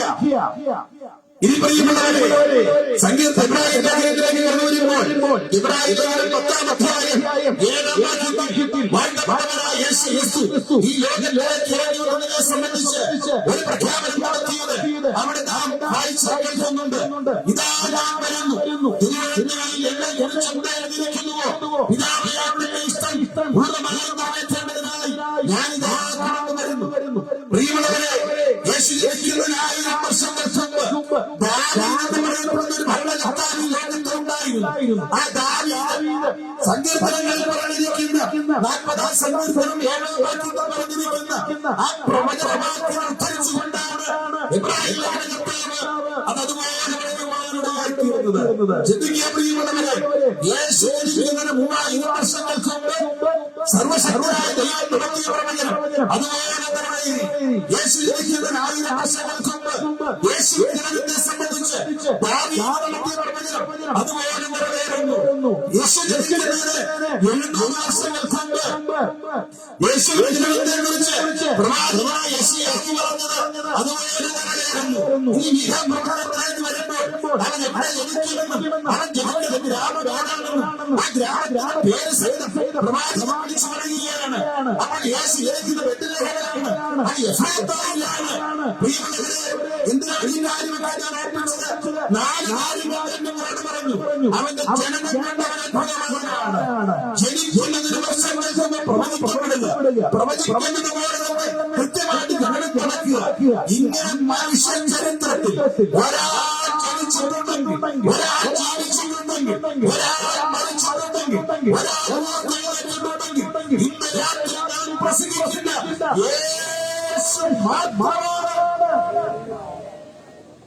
ഇന്ന് വരെ ലോക നേതൃത്വത്തിൽ 50,000 കോടി ജനങ്ങൾ ഈ മണ്ണിൽ ജനിച്ചു, ഇവിടെ ജീവിച്ചു, ഈ മണ്ണിൽ അടക്കപ്പെട്ടു എന്നാണ് കണക്കുകൾ പഠിക്കുമ്പോൾ നമുക്ക് മനസ്സിലാക്കാൻ പറ്റുന്നത്. 50,000 കോടി ജനങ്ങൾ ഇനി ലോകത്തിൽ മനുഷ്യർ എത്രനാൾ ജീവിച്ചിരിക്കുമോ, എത്ര കോടി കോടി ആളുകൾ ഇനി ജനിക്കുവാൻ വേണ്ടി പോകുന്നു നമുക്കറിഞ്ഞുകൂടാ. എന്നാൽ ഒരു കാര്യം ഞാൻ പറയാം, ഈ കോടാനോട് ജനങ്ങൾ ജനിച്ച് വളർന്ന് മരിച്ചടക്കപ്പെട്ട ഈ മണ്ണിൽ പ്രവചനപ്രകാരം ജനിച്ച്, പ്രവചനപ്രകാരം ജീവിച്ച്, പ്രവചനപ്രകാരം മരിച്ച്, പ്രവചനപ്രകാരം അടക്കപ്പെട്ട്, പ്രവചനപ്രകാരം ഉയർത്തെഴുന്നേറ്റ ഒരേ ആൾ മാത്രമേ ചരിത്രത്തിൽ ഉണ്ടായിട്ടുള്ളൂ.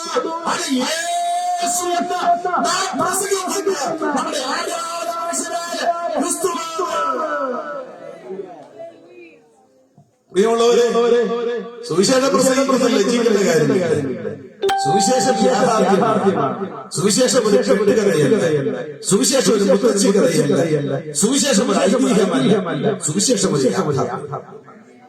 ദൈവത്തിന് സ്തോത്രം. പ്രവാചകൻ പറയുകയാണ്, അവൻ അത്ഭുത മന്ത്രം. 2-ാം ഭാഗത്തിലേക്ക് കടന്നു വരുന്ന ലൂക്കോസ് സുവിശേഷം 2-ാം അധ്യായം 7-ാമത്തെ വാക്യം അത് വായിച്ചു നമുക്ക് ആ ഭാഗം തുടരാമെന്നാണ് ഞാൻ ആഗ്രഹിക്കുന്നത്. സുവിശേഷം ലൂക്കോസിന്റെ സുവിശേഷം 2-ാം അധ്യായം 7-ാമത്തെ വാക്യം.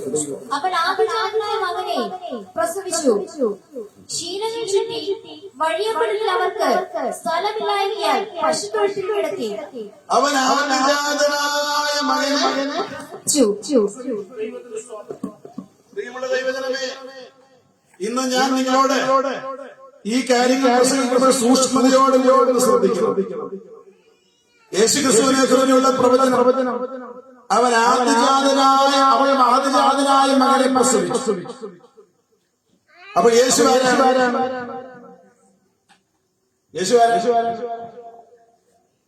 നിങ്ങളെന്താ മിണ്ടാതിരിക്കാതിരിക്കാൻ? എനിക്കറിയാം നിങ്ങൾ മിണ്ടാതിരിക്കാതിന് കാരണം യേശു ആദ്യജാതനാണോ എന്നൊരു സംശയം. ഒരുപക്ഷെ യേശുവിന് ശേഷം മറിയയ്ക്ക് ചില മക്കൾ ജനിച്ചതായിട്ട് പറഞ്ഞിട്ടുണ്ട്. എന്നാൽ യേശു ഏതർത്ഥത്തിലാണ് ഇവിടെ ആദ്യജാതൻ എന്ന് പറയുന്നത്? എങ്ങനെയാണ്? നമ്മുടെ ഇടയില് യേശുക്രിസ്തുവിന്റെ ദൈവത്തെ പൂർണ്ണമായും ബുദ്ധിമുട്ടുള്ള ചില ആളുകളുണ്ട്. അങ്ങനെയുള്ള ആളുകൾ ചിലപ്പോഴൊക്കെ നമ്മുടെ വീടുകളിൽ വരാറുണ്ട്. നമ്മളെ പരിചയപ്പെട്ട് സുവിശേഷം പറയാൻ. അപ്പോൾ നമ്മൾ അവരോട് പറയും, ഞങ്ങൾ ബന്ധുക്രിസ്തുകാരാണ്, ഞങ്ങൾക്ക് നല്ലപോലെ ദൈവത്തോടെ അറിയാം.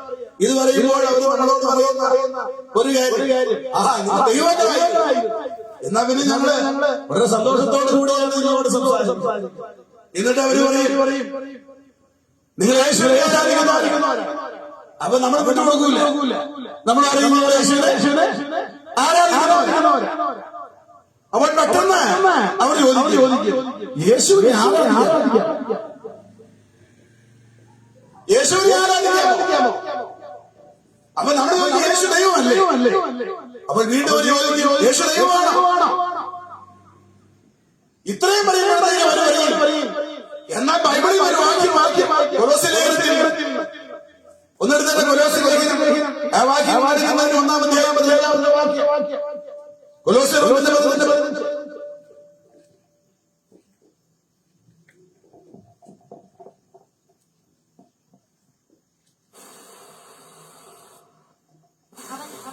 അദർശനായ ദൈവത്തിന്റെ പ്രതിമയും അവൻ അദർശനായ ദൈവത്തിന്റെ പ്രതിമയും സർവ്വസൃഷ്ടിക്കും ആദിജാതനുമാകുന്നു.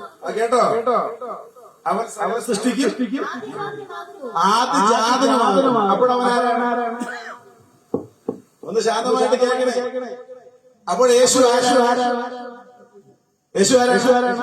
ആദിജാതനാണ്. അപ്പൊ അവര് നമ്മളോട് വിശ്വസിക്കും. കേട്ടോ, യേശു ആരാണ്? ആദിജാതനാണ്. ആദിജാതനാണ് നമ്മുടെ നാട്ടിൽ പറഞ്ഞതിന്റെ അർത്ഥം എന്താ? ആദ്യമായിട്ട് പറഞ്ഞവരെന്നല്ലേ? ആദ്യം വീട്ടിലുണ്ടായതല്ലേ? മൂത്ത മകളെന്ന മൂത്ത മകളെന്ന അർത്ഥം ഇവിടെ പറയുകയാണ് അവർ സകല സൃഷ്ടിക്കും ആദിജാതൻ. അപ്പോൾ അവർ നമ്മളോട് വിശദീകരിക്കും. അപ്പോഴാണ് നമ്മളോട് ശരി സംശയം വരുന്നത്. അത് ശരി, യേശു ആദിജാതനാണോ? യേശു ദൈവമല്ലേ? അപ്പോൾ അവരറിയാമോ? ഈ കാണുന്ന ആകാശമില്ലാതിരുന്ന കാലമുണ്ടായിരുന്നു. ഈ വൃക്ഷങ്ങളും കെട്ടിടങ്ങളും ഇവിടെ പാടുന്ന മനുഷ്യരില്ലാതിരുന്ന കാലഘട്ടമുണ്ടായിരുന്നു. ഈ ആകാശങ്ങളിലെ നക്ഷത്രങ്ങളും ഈ സമയങ്ങളിലെ അനേകായിരം കോടാനുകോടി ഗോളങ്ങളില്ലാതിരുന്ന കാലഘട്ടമുണ്ടായിരുന്നു. അന്ന് ഭൂമി ഉണ്ടായിരുന്നില്ല, അന്ന് ആകാശം ഉണ്ടായിരുന്നില്ല, അന്ന് സമുദ്രം ഉണ്ടായിരുന്നില്ല, അന്ന് സർവശക്തനായ ദൈവമേ ഉണ്ടായിരുന്നു. ആ ദൈവം ദൂതന്മാരെ സൃഷ്ടിച്ചു, മനുഷ്യനെ സൃഷ്ടിച്ചു, ആകാശം സൃഷ്ടിച്ചു, ഭൂമി സൃഷ്ടിച്ചു. ഇന്ന് പ്രപഞ്ചത്തിൽ കാണുന്ന സകലതും ഈ ദൈവം സൃഷ്ടിച്ചതാണ്. പക്ഷേ ദൈവം ആകാശം സൃഷ്ടിക്കുന്നതിന് മുമ്പ്, ഭൂമി സൃഷ്ടിക്കുന്നതിന് മുമ്പ്, ഈ സമുദ്രത്തെ സൃഷ്ടിക്കുന്നതിന് മുമ്പ്, മനുഷ്യനെ സൃഷ്ടിക്കുന്നതിന് മുമ്പ്, സകല സൃഷ്ടികൾക്കും ആത്മജാതനായി ആരെ സൃഷ്ടിച്ചു? നിങ്ങൾക്ക് മറുപടി പറയണോ? എങ്ങനെ മറുപടി അപ്പോൾ ഒരു കാര്യം മറുപടി ചോദിക്കും. അപ്പൊ യേശു ആദിജാതനല്ല, അപ്പൊ യേശു ദൈവമാണ്. അപ്പൊ ഇപ്പൊ ഇവിടെ ഇരിക്കുന്ന കൃഷ്ണൻ യേശു ആദിജാതൻ. അങ്ങനെയാണെങ്കിൽ യേശു ദൈവമാണ്. എന്താ പ്രിയമുള്ളവരെ, അപ്പോസ്തലനായ പൗലോസ് കൊലോസ്യ ലേഖനത്തിൽ യേശു ആദിജാതൻ എന്ന വാക്ക് എന്താണ് ഉദ്ദേശിക്കുന്നത് ഞാനത് തെളിയിക്കുവാൻ വേണ്ടി 1-2 വേദഭാഗങ്ങൾ വായിച്ചു കേൾച്ചു. കാരണം വിശ്വാസികളുടെ ഇടയിൽ ഈ വിധത്തിലുള്ള ഉപദേശങ്ങൾ ആവശ്യമായി ഇന്ന് പ്രചരിപ്പിക്കുന്ന കാലഘട്ടത്തിൽ ദൈവവചനത്തിൽ വേണ്ട പരിജ്ഞാനമില്ലാതെ പോയ ഇവരുടെ മുൻപാകെ നമ്മൾ നടന്നിരിക്കുവാനുള്ള സാധ്യതയുണ്ട്. അതുകൊണ്ട് ആദിജാതൻ മലയാള ഭാഷ, നമ്മുടെ ഭാഷയിൽ നമ്മൾ ഒരാളെ എന്ന് പറഞ്ഞാൽ ഒരു വീട്ടിൽ ആദ്യമായി പിറന്നവരെന്നാണ് അതിന്റെ അർത്ഥം. എന്നാൽ യേശു ക്രിസ്തുവിനെ ആദിജാതനെന്ന് ഇവിടെ പൗലോസ് പറയുന്നത് ആദ്യം ജനിപ്പിക്കപ്പെട്ടവരെന്ന അർത്ഥത്തിലല്ല, ആദ്യമെന്ന അർത്ഥത്തിലാണ്, ഉന്നതനെന്ന അർത്ഥത്തിലാണ്, എല്ലാത്തിനും മുമ്പേ ഉണ്ടായിരുന്നു എന്ന അർത്ഥത്തിലാണ്, എല്ലാത്തിനും ഉടമസ്ഥനായ എന്ന അർത്ഥത്തിലാണ്.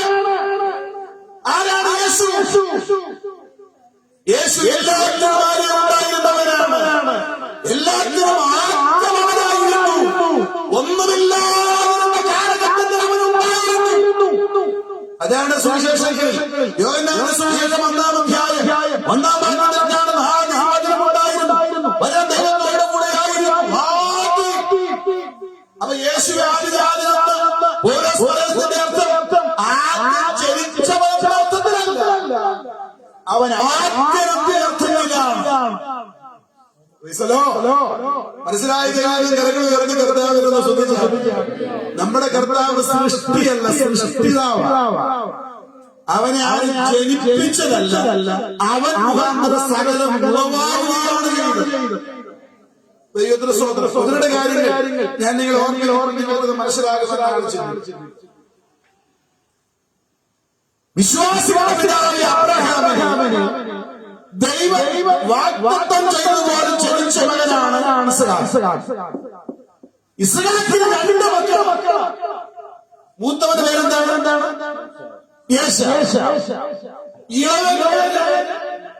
യാക്കോബ്. മോളെ പുറപ്പാട് പുസ്തകം 4-ാം അധ്യായം വായിച്ചു. പുറപ്പാട് പുസ്തകം 4-ാം അധ്യായം ഫറവോനോട് യഹോവ ഇപ്രകാരം അരുളിച്ചെയ്തു, ഇസ്രായേൽ എന്റെ പുത്രൻ, എന്റെ ആദ്യജാതൻ തന്നെ. ഇസ്രായേൽ എന്റെ പുത്രൻ, എന്റെ ആദ്യജാതൻ തന്നെ. എന്റെ ആദ്യജാതൻ തന്നെ. ആർക്കും ഒരു തർക്കം ഉന്നയിക്കുവാനിടയില്ലാതെ സർവശക്തനായ ദൈവം വ്യക്തമായിട്ട് പറയുകയാണ്, ഇസ്രായേൽ എന്റെ ആദ്യജാതൻ തന്നെ. സത്യത്തിൽ ഇസ്രായേൽ ആരാണ്? യാക്കോബാണ്. യാക്കോബിനെയാണ് ദൈവം ഇസ്രായേലാക്കി മാറ്റിയത്.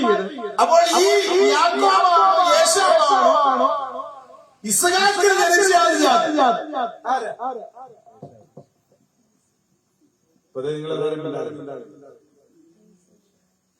ഇസ്ഹാക്കിന് ജനിച്ച ആദ്യജാതൻ യേശാവാണ്. പക്ഷെ ദൈവം പറയുകയാണ് എന്റെ ആദ്യജാതൻ യാക്കോബാണ്. അപ്പൊ അതിന്റെ അർത്ഥം എന്താണെന്ന് അറിയാമോ?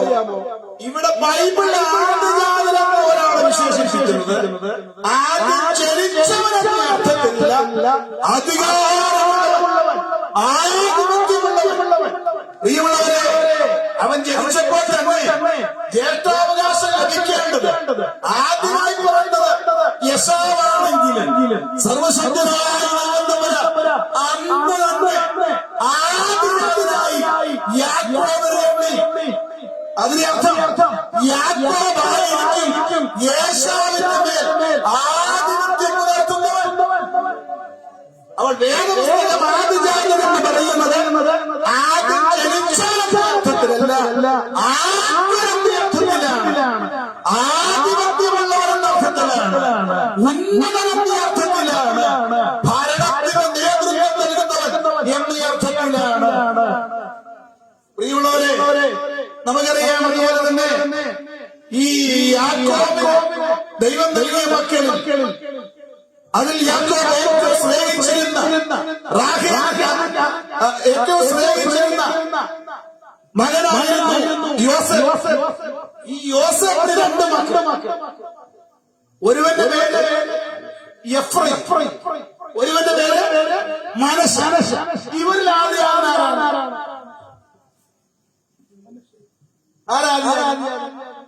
ആദ്യം ജനിച്ചത് മനശ്ശെ. നീ ആ കുടുംബത്തിലെ ഒരു അനുഗ്രഹ മുഹൂർത്തം നാം കാണുന്നു. ഈ യാക്കോബ് കണ്ടു കാണാൻ തീരെ നിവൃത്തിയില്ല. അങ്ങനെ ഈ യാക്കോബിന്റെ കരം വെച്ച് തന്റെ മക്കളെ അനുഗ്രഹിക്കാനതിന് വേണ്ടി ഈ മനശ്ശെയെയും എഫ്രൈമിനെയും യാക്കോബിന്റെ അടുത്തേക്ക് കൊണ്ടുവരികയാണ്. അപ്പൊ യോസേഫ് മാനസികമായി ചിന്തിക്കും, ആദ്യജാതനായ മനശ്ശെ യാക്കോബിന്റെ വലത് കൈയുടെ കീഴിൽ വെച്ചു, രണ്ടാമനായ എഫ്രൈമിനെ ഇടത് കൈയുടെ കീഴിൽ വെച്ചു. അനുഗ്രഹിക്കുവാൻ വേണ്ടി അപ്പനോട് പറഞ്ഞു, അപ്പൊ അനുഗ്രഹിച്ചു. രണ്ടുപേരും കൈക്ക് കീഴിൽ തന്നെയുണ്ട്. അനുഗ്രഹിക്കുക, കണ്ണടച്ച ഭാവി, അധരം തുറന്നപ്പോൾ സ്വർഗത്തിലെ പരിശുദ്ധാത്മാവ് യാക്കോബിന്റെ കൈയെ പിടച്ചുവപ്പിച്ചു. മനസ്സിലായോ? ഇളയവന്റെ മേൽ വരേണ്ട കൈ വലിയവന്റെ മൂത്തവന്റെ മേലും, മൂത്തവന്റെ മേൽ വരേണ്ട കൈ ഇളയവന്റെ മേലും. അപ്പോൾ ലോകവിജ്ഞാനമുള്ള ഭരണകർത്താവായ യോസേഫ് അപ്പനോട് പറയാം, എന്റെ വിദ്യാഭ്യാസം അപ്പനുണ്ടല്ലോ, അപ്പൊ ഇങ്ങനെയല്ല, ഇങ്ങനെയല്ല. അന്നേരം അപ്പം പറയാണ് മോനെ എനിക്കെല്ലാം അറിയാം, എനിക്കെല്ലാം അറിയാമെന്ന് അന്ന് യാക്കോബ് പറഞ്ഞത് മാനസിക ജ്ഞാനം കൊണ്ടല്ല. കാരണം സ്തോത്രം എഫ്രയീമിനെ ഞാൻ ആദ്യജാതനായി കണ്ടിരിക്കുന്നു എന്ന ദൈവവചനത്തിന്റെ യിരെമ്യാ പ്രവാചകന്റെ പുസ്തകം 39-ാം അധ്യായം 9-ാം വാക്യത്തില് പ്രവചനങ്ങളുടെ നിവൃത്തിയായിട്ടാണ്. മനസ്സിലാകുന്നു നിങ്ങൾക്ക്? അപ്പോൾ ആരാണ്? മനസ്സിലാണ്. പക്ഷെ ദൈവം കണ്ടത് ആരെയാണ്? എഫ്രയീമിനെയാണ്. ആ വാക്യം വായിക്കുന്നതായിരിക്കും. യിരെമ്യാ പ്രവാചകന്റെ പുസ്തകം 31-ാം അധ്യായം 9-ാമത്തെ വാക്യം. പക്ഷം ചെയ്യാൻ ഓടി വന്നവരെയും ശേഷിക്കുന്ന ജനശിഷ്ടത്തെയും അകപ്പെടുത്താനായ ബാബേലിലേക്ക് പിടിച്ചുകൊണ്ടുപോയി. 31-ന്റെ യാചിക്കുന്നവരായി ഞാൻ അവരെ കൊണ്ടുവരും. ഇടറിപ്പോകാത്ത നിരപ്പുള്ള വഴിയിൽ ഞാൻ അവരെ നീർത്തോടുകൾക്കരികെ നടത്തും. ഞാൻ ഇസ്രായേലിന്റെ പിതാവും എഫ്രയീമിന്റെ ആദിജാതനല്ലോ. അപ്പൊ ആദിജാതനായി ദൈവം കണ്ടതാരെയാണ്? എഫ്രയീമിനെയാണ്. ആദിജാതനായി ലോകം ജനിച്ചതാരാണ്? മനസ്സിലാകുന്നുണ്ട്. രണ്ടാമത്തെ കാര്യമാണ് പറഞ്ഞത്. ബൈബിൾ ആദിജാതൻ എന്ന് പറയുന്നത് ആദ്യം ജനിച്ചവൻ എന്ന നിലയിലല്ല, അധികാരമുള്ളവൻ, ഉന്നതൻ, സ്വന്തമായിട്ടുള്ളവൻ. അത് ദൈവത്തിനാണ്. പ്രിയമുള്ളവരെ, ഒരു കാര്യം പറയാം. വേദപുസ്തകത്തിൽ ഏറ്റവും കൂടുതൽ ജ്ഞാനം കാണുവാൻ ദൈവത്താൽ ഉപയോഗിക്കപ്പെട്ട ഭക്തനായ നായകൻ ദാവീദ്. ഇശ്രായേലിന്റെ കുടുംബത്തിൽ 8ാമത്തവനായിട്ടാണ് ആര് പറയുന്നത്? അപ്പോൾ അവർ ആദിജാതനാകുമോ? എന്നാൽ പ്രിയമുള്ളവരെ, 27-ാമത്തെ വാക്യം ഒന്ന് വായിക്കാം. 87-ാം സംഘർഷം 27-ാമത്തെ വാക്യം.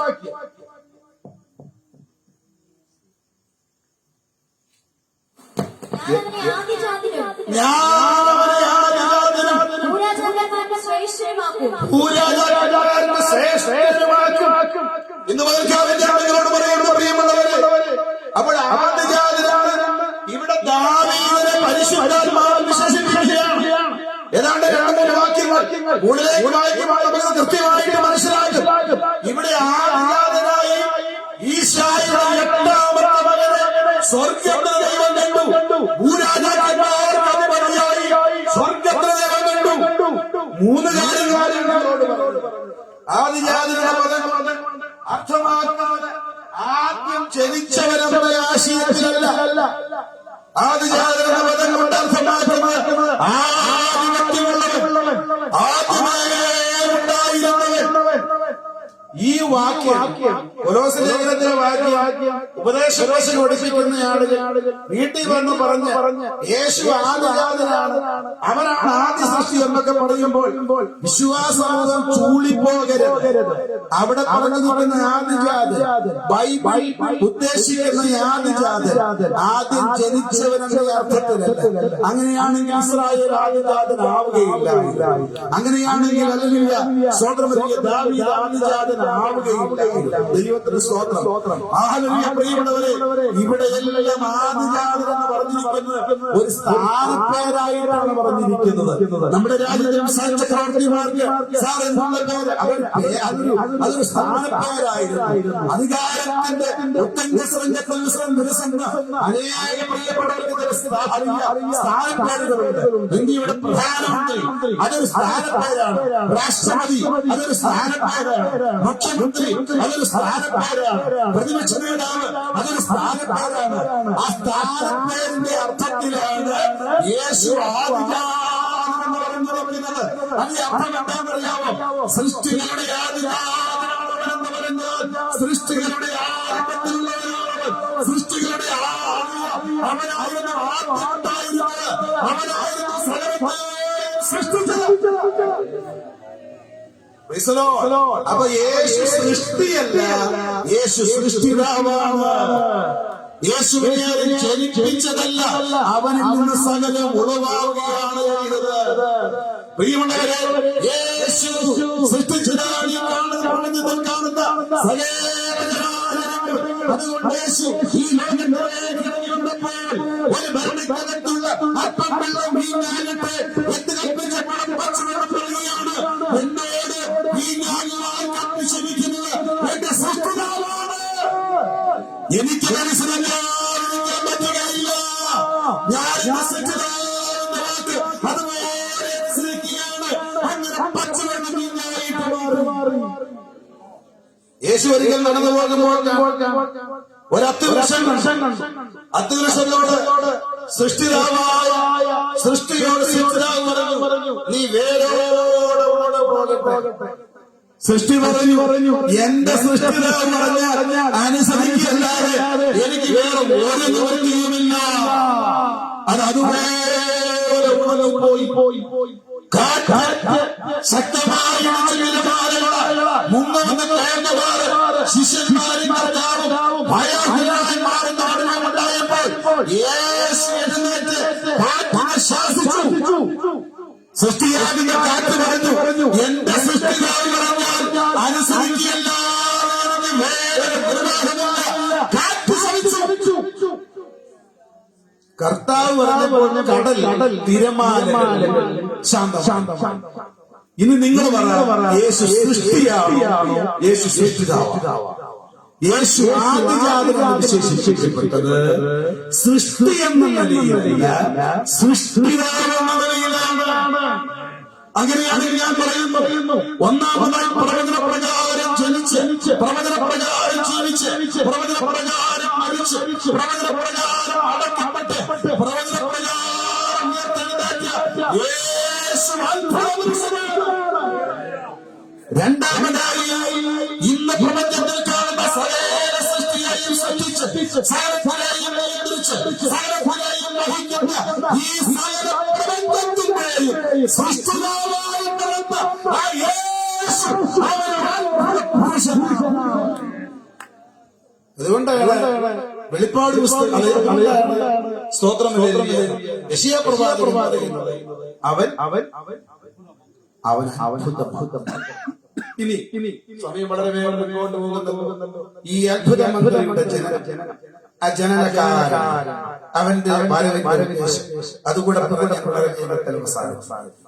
നാം വായിക്കുന്ന സ്ത്രീയുടെ സന്തതിയായി ജനിച്ച ആ ശിശു പിറക്കുവാൻ വഴിയമ്പലത്തിലിടമില്ലാതെ അതിന്റെ ചുറ്റുമുള്ള ഏതോ പരിസര പ്രദേശത്ത് അവന് ജന്മം നൽകുന്ന ആ മാതാവ് വായിക്കുന്നതിനെയാണ് ശീലകളിൽ പൊതിഞ്ഞ ശിശുവിനെ ആണ് നാം അവിടെ കാണുന്നത്. അപ്പോൾ ആളുകൾ ചോദിക്കും, നമ്മുടെ നാട്ടിലൊക്കെ ഈ ശീലകൾ എന്ന് പറയുമ്പോൾ ഏതെങ്കിലും പഴയ തുണികൾ അങ്ങനെ മലയാളത്തിൽ അങ്ങനെ പാട്ട് പഴം തുണി അണിഞ്ഞൊരു ചെറിയ സംഗതിയോ ഓർമ്മയുണ്ടോ? പഴയ ആ കാലഘട്ടത്തിൽ അത്രമാത്രമുള്ള ദൈവശാസ്ത്ര അറിവിന്റെ മുൻപിൽ ആ പാടിയ കുറ്റം പറയുവാൻ നമുക്ക് നിർവാഹമില്ല. പക്ഷെ ഞാൻ സത്യം നിങ്ങളോട് പറയുന്നത്, യേശുവിനെ യഹൂദന്മാരുടെ ഒരു മനുഷ്യന്റെ ജീവിതത്തിൽ ശീലകളിലും പ്രത്യേകമായി പ്രത്യേകിച്ച് ശീലകൾ അത് ഉപയോഗിക്കുന്ന ഒരു മനുഷ്യന്റെ മരണത്തോടുള്ള അതുകൊണ്ടാണ് യേശു അടക്കുന്ന സമയത്ത് ശീലകൾ അതിനുശേഷം സുഗന്ധവർഗ്ഗങ്ങൾ വീണ്ടും ശീലകൾ ഏതാണ്ട് കഴുത്തിന്റെ ഭാഗം സുഗന്ധവർഗ്ഗം ശീലകളാൽ ചുറ്റപ്പെട്ടവരായിട്ടാണ് യഹൂദന്മാരെ അടക്കുന്നത്. അതുകൊണ്ടാണല്ലോ ഈ ലാസർ ഉയർത്തുന്ന സമയത്ത് കെട്ടിയടിക്കാൻ വേണ്ടി കർത്താവ് പറഞ്ഞു. മനസ്സിലാവുന്ന സമയം അപ്പൊ യഹൂദന്മാരുടെ ശീലകൾ ഒരു പ്രാധാന്യം. യേശുവിന് ഉയർപ്പ് യേശു ആരാലും ഉയർപ്പിക്കപ്പെട്ടവരല്ല, സ്വയം ഉയർത്തവരാണ്. അതുകൊണ്ട് യേശു ശീലകൾ ആ കല്ലറയുടെ ഭാഗത്ത് തലയിൽ കെട്ടിയ റൂം അത് വൃത്തിയായിട്ട് അടക്കി വെച്ചു. അപ്പൊ ശീലങ്ങളിൽ പതിഞ്ഞ ശിശു എന്ന് ഇവിടെ പറയുന്നതിന്റെ അർത്ഥം ഒരു യഹൂദൻ ശീലങ്ങളാൽ ചുറ്റപ്പെടുന്നത് അവന്റെ മരണത്തിലാണ്. വളരെ യാദർശികമായതല്ല. പരിശുദ്ധാത്മാവ് വിശുദ്ധ ജ്ഞാനഗ്രന്ഥത്തിൽ ശീലങ്ങളാൽ ചുറ്റപ്പെട്ട യേശുവിനെ കുറിച്ചാണ് എഴുതിയിരിക്കുന്നത്. അവൻ ജനിച്ചത് മരിക്കാൻ വേണ്ടിയായിരുന്നു എന്നുള്ള പ്രവചനത്തിന് നിവൃത്തിയാണ് ആ ചുറ്റപ്പെട്ട ശീലകൾ. പ്രിയമുള്ളവരെ, 50,000 കോടി ആളുകൾ ജനിച്ചു വളർന്ന് ജീവിച്ച മണ്ണിലാണ് നാം ജീവിക്കുന്നത്. ഇവിടെ ജനിച്ചു വരാനും മരിക്കാൻ വേണ്ടി ജനിച്ചവരല്ല. കാലാന്തരത്തിൽ മരിച്ചുപോയി എന്നത് സത്യമാണ്. പക്ഷെ മരിക്കാൻ വേണ്ടി ആരും ജനിച്ചിട്ടില്ല. ജനിച്ചവരെല്ലാം ജീവിക്കാൻ വേണ്ടിയാണ്. ഇവൻ എന്തുകൊണ്ട് പുനർവിശനായിട്ട് മാറി? ഇത് അവൻ ജനിക്കുമ്പോൾ തന്നെ അവൻ മരിക്കാൻ വേണ്ടി ജനിക്കുകയാണ്. ജനിച്ചപ്പോൾ തന്നെ മരണത്തിന് വേണ്ടിയുള്ള ഇബ്രാഹിം പറയുന്നത് പോലെ ഇതാ ഞാൻ വരുന്നു. തിരുവഴുത്തുകളിൽ പറയുന്നത് പോലെ ഞാൻ വരുന്നു എന്ന് പറഞ്ഞു അവൻ ഈ ഭൂമിയിലേക്ക് വന്നു. അങ്ങനെ വന്ന ഒരേ മാത്രമേ ഉള്ളൂ. അതാണ് പുരുഷനായ യേശുവാണ്.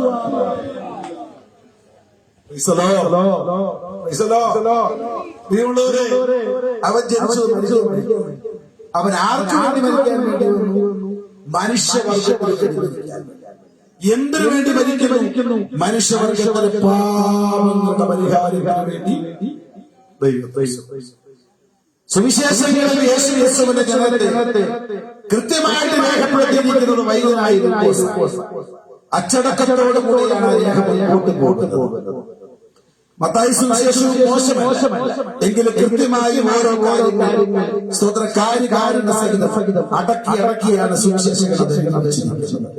അതിനകത്ത് ചിന്തിക്കുന്ന മറ്റൊരു കാര്യമായി ഈ യേശുവിനെ സ്വർഗത്തിലെ ദൂതന്മാർ അത്യുന്നതങ്ങളിൽ ദൈവത്തിന് മഹത്വം, ഭൂമിയും ദൈവപ്രസാദമുള്ള മനുഷ്യർക്ക് സമാധാനം. ആരാണ് പാടുന്നത്? സ്വർഗത്തിലെ ദൂതൻ. അതൊരു അത്ഭുതമായിട്ട് മാറി. ഒരു കാര്യം യഹൂദന്മാരുടെ ഭവനങ്ങളിലെ ഒരു കുട്ടി ജനിക്കുന്നതുമായി ബന്ധപ്പെട്ട് നിലനിന്നിരുന്ന ചില സമ്പ്രദായങ്ങൾ. ഏതെങ്കിലും ഒരു ഒരു പെൺകുട്ടി ഗർഭിണിയായി കഴിഞ്ഞാൽ അവൾക്ക് ഓരോ ദിവസവും സംരക്ഷണം മുഴുവൻ നൽകേണ്ടത് ഉത്തരവാദിത്വമുള്ള ഭർത്താവിന്റെ ചുമതല. എന്തായാലും നമ്മളൊക്കെ ആ നാട്ടിൽ ജനിക്കാൻ നന്നായി. എന്റെ പോലെ ഭാഷ കഷ്ടപ്പെട്ടു പോയിട്ടുണ്ട്. ഇന്ന് അമ്മായിപ്പിന് കാശം പക്ഷെ യഹൂദന്മാരുടെ ഭാഷയെ പരിപാടി തന്റെ ഭാര്യ ഗർഭിണിയാണ്. ഭർത്താവ് ആദ്യം ചെയ്യേണ്ട കാര്യം ആണത്തുള്ളവനാണ്, കുടുംബത്തിൽ പിറന്നവനാണ്. ആദ്യം ചെയ്യേണ്ട കാര്യം തന്റെ ഭാര്യയ്ക്ക് പ്രസവിക്കുവാൻ ഒരു പ്രസവമുറി ഒരുക്കുക എന്നുള്ളത്. ഒരു പ്രസവമുറി ഒരുക്കുക എന്നുള്ളത്. ഇനി ഒരു ഭർത്താവ് ചെയ്ത് അവൻ ആ സമൂഹത്തിൽ അവഗണിക്കപ്പെട്ടവൻ. പണമുള്ളവരാണെങ്കിലും പണമില്ലാത്തവരാണെങ്കിലും തന്റെ ഭാര്യ പ്രസവിക്കുവാനുള്ള പ്രസവമുറി ഒരുക്കേണ്ടത് ആരുടെ ഉത്തരവാദിത്തമാണ്? ഭർത്താവിന്റെ ഉത്തരവാദിത്തമാണ്. പ്രിയമുള്ളവരെ, ദൈവത്തിന് പറഞ്ഞതനുസരിച്ച് പരിശുദ്ധാത്മാവിൽ ഉരുവായ ആ യേശുവിന്റെ പൈതലിനെ വധിക്കണം. മറിയ എന്ന സ്ത്രീയുമായി നാട് വിടേണ്ടി വന്ന യോസേഫ് അവനറിയാം എന്റെ കൂടെ നടക്കുന്ന എന്റെ കൂടെയുള്ള ഈ മറിയയ്ക്ക് ഒരു പ്രസവമുറി ഒരുക്കേണ്ടത് ഭർത്താവ് എന്റെ ഉത്തരവാദിത്തമാണ്. പക്ഷെ എനിക്കതിന് കഴിയും. കാരണം നാട് അന്യനാട്ടിൽ പോകേണ്ടി വന്നു. കുലത്തൊഴിൽ എന്നുള്ളത് ആശാരി നമുക്കറിയാം. ഒരു ആശാരി ആ കുടുംബക്കാരുടെ ആശാരി വേറെ ആശാരി വല്ലപ്പോഴൊക്കെ ഒരു പണി ഒരു വീട് പണിതാൽ പിന്നെ ഒരു വീട് പണി കിട്ടുന്ന എത്രയോ നാളെ. അപ്പോൾ ഒരു ആശാരി ഈ വരുത്തനായ നിർബന്ധം. നാട് വിട്ട് ഇങ്ങനെ മറിയുമായിട്ട് പാലായനം ചെയ്ത യോസേഫ് കയ്യിൽ കാശ്, ഒരു നാണയത്തുട്ടി, ഉപജീവനത്തിനുള്ള മാർഗം. അന്യനാട്ടിൽ ചെന്നപ്പോൾ അറിയാവുന്നവരാണ് സഹായിക്കാൻ ഒരു മനുഷ്യൻ പോലും. ഒരു നേരത്തെ ആഹാരം 1000 രൂപ കഴിച്ചിട്ട് വേണ്ടേ ഭാര്യയ്ക്ക് പ്രസവമുറി ഉണ്ടാക്കിയത്. പക്ഷേ ഒരു വഴിയമ്പലക്കാരൻ പോലും യോസേഫിന് അങ്ങനെ ഒരു കൊടുത്തില്ല. ഒരർത്ഥത്തിൽ പറഞ്ഞു ഉത്തരവാദിത്വമുള്ള ആണത്വമുള്ള ഒരു ഭർത്താവ് യോസേഫ് തന്റെ അഭിമാനം ചോദ്യം ചെയ്ത വിഷയമായി അത്. രണ്ട് ഒരു ഭർത്താവിന്റെ ഏറ്റവും പ്രധാനപ്പെട്ട മറ്റൊരു ഉത്തരവാദിത്വമാണ് തന്റെ ഭാര്യയുടെ പ്രസവ സമയം എടുക്കുമ്പോൾ സുരക്ഷിതമുള്ള ഒരു പ്രസവമുറി. അത് മാത്രമല്ല അവരുടെ പ്രസവത്തിന് അവരെ സഹായിക്കുന്നതിനായി ഒരു സൂചി കർമ്മിണിയെ അതൊരു ഭർത്താവിന്റെ ഉത്തരവാണ്. പക്ഷേ യോസേഫിനെ സംബന്ധിച്ച് മറിയുടെ ഒരു സൂര്യ കർമ്മിണിയെ ഒരുക്കുവാൻ ആർക്ക് പറ്റിയില്ല? യോസേഫിന് പറ്റി. തന്റെ അഭിമാനത്തെ ചോദ്യം ചെയ്യുന്ന രണ്ടാമത്തെ വിഷയം. അഭിമാനം ചോദ്യം ചെയ്യപ്പെടുന്ന ഈ 2 വിഷയവും ജീവിതത്തിൽ നേരിട്ട് ഒരു ദൂതന്റെ വാക്കനുസരിച്ച് നാട് ഒരു ദൂതന്റെ വാക്കനുസരിച്ച് മറുചോദ്യമില്ലാതെ ദൂതൻ പറഞ്ഞതനുസരിച്ച് ആ സ്ത്രീയുടെ കരം പിടിച്ച് നാട് വിട്ട് പാലായനം ചെയ്യുന്നതുകൊണ്ട് ആ പുരുഷന്റെ അന്തസ്സും അഭിമാനവും ചോദ്യം ചെയ്യുന്ന പറ്റിയ ഏറ്റവും മനോഹരമായ പ്രസവമുറി അവർക്ക് പ്രസവ സമയമാകുമ്പോൾ അവളെ ശുശ്രൂഷിക്കുന്നതിന് വേണ്ടി വിദഗ്ധയായ ഒരു സൂചന. ഇതെല്ലാം യോസേഫ് ചെയ്യേണ്ടതാണ്. അപ്പോൾ പാട്ടുകാര് കാശ് കുറവുള്ളതുകൊണ്ട് ചെറിയ പാട്ടുകാരെ വിളിച്ചാൽ ആ പുരുഷന്റെ അന്തസ്സിനെയും കുടുംബത്തെയും ബാധിക്കുന്ന വിഷയമാണ്. പ്രിയമുള്ളവരെ, ഇനി ഇവരെല്ലാം ഈ ജനിക്കാൻ പോകുന്ന ശിശു കാഴ്ചകളുമായി അവരെ ഒരുങ്ങുന്ന ഗായക എപ്പോഴും വേണമെങ്കിലും ഭക്ഷണം വിളമ്പുവാൻ ഒരുങ്ങി നിൽക്കുന്ന ഭക്ഷണ ക്രമീകരണം ചെയ്യുന്നയാൾ ഈ സത്യം പങ്കെടുക്കുവാൻ കടന്നു വന്നിരിക്കുന്ന ധാരാളമാണ്. അപ്പോഴും അവർ നിശബ്ദമാണ്. ഒരു മുട്ടുസൂചി താഴെ വീണ് അത് കേൾക്കത്തക്കവണ്ണം നിശബ്ദമാണ്. അവരെല്ലാം കണ്ണുകൾ ഈ ഗായികരുടെ കണ്ണുകൾ, ഈ ഭക്ഷണം വിതരണം ചെയ്യുന്ന കണ്ണുകൾ, ഇവിടെ വന്നിരിക്കുന്ന ബന്ധുക്കളുടെയും കാഴ്ചക്കാരുടെയും നാട്ടുകാരുടെയും കണ്ണുകൾ അടയപ്പെട്ട മുറിയാൻ നോക്കി ആ കൃത്യമണിക്കൂറാകുമ്പോ അവിടെ നിന്ന് ആ കഥകൾ തുറന്നിട്ട് ആ സൂര്യകർമ്മണി പുറത്തുവന്ന് അപ്പോൾ ഈ പാട്ടുകാരും ഈ ഗായികരും ഈ നാട്ടുകാരും വീട്ടുകാരും ഭക്ഷണം വിളക്കുന്നവരുമല്ല ആ സൂര്യകർമ്മണിയുടെ വായുവായ നോക്കി. അപ്പോൾ എല്ലാവരെയും ആശീർവദിച്ചുകൊണ്ട് ആ സൂര്യകർമ്മണി പറയും പ്രസവം നടന്നു സുഖപ്രസവം. കുട്ടി ആണെന്ന് സൂര്യകർമ്മണി കൃത്യമായി വ്യക്തമായി ഈ സദസ്സിനോട് പറയുന്ന ആ സെക്കൻഡിൽ തന്നെ ആ സെക്കൻഡിൽ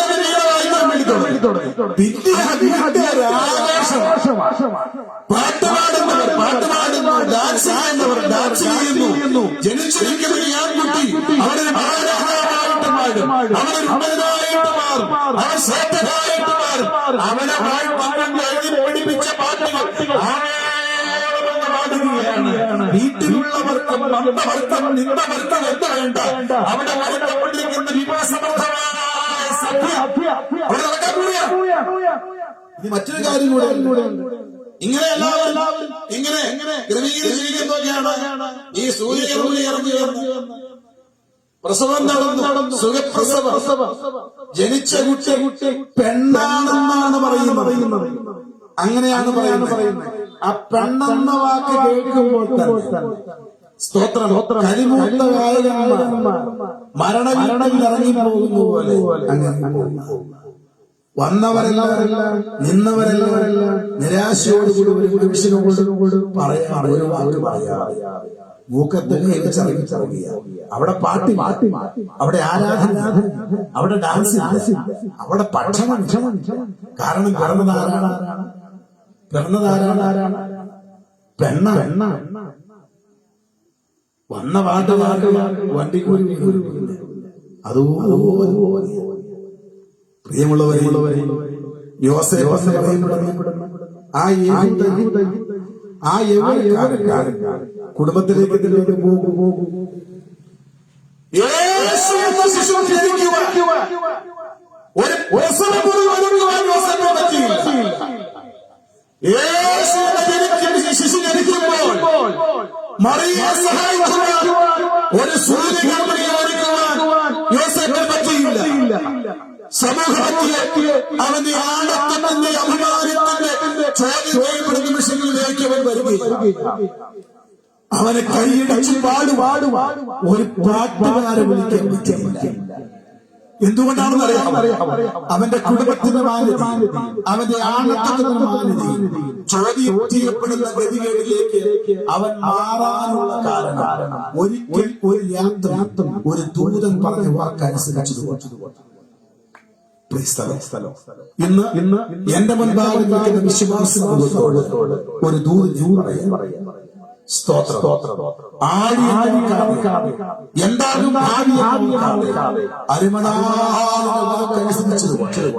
കുടുംബക്കാരുടെ മുൻപാകെ, നാട്ടുകാരുടെ മുൻപാകെ, ബന്ധുക്കളുടെ മുൻപാകെ, സഹോദരങ്ങളുടെ മുൻപാകെ നീ അപമാനിതനായി മാറാനുള്ള എല്ലാ സാധ്യതകളും ഉണ്ട്. പക്ഷെ എന്റെ ദൈവം നിന്നെ കൈവിടില്ല. വിശ്വസിച്ചോ ദൈവം കൈവിടില്ല. അന്നത്തെ ഏറ്റവും വലിയ മുതലാളി കാശ് കൊടുത്ത് അത്ര വലിയ പണ്ടുകാരെ വരുത്തിയാലും സ്വർഗീയ ഒരു കായിക സംഘത്തെ വരുത്തുവാൻ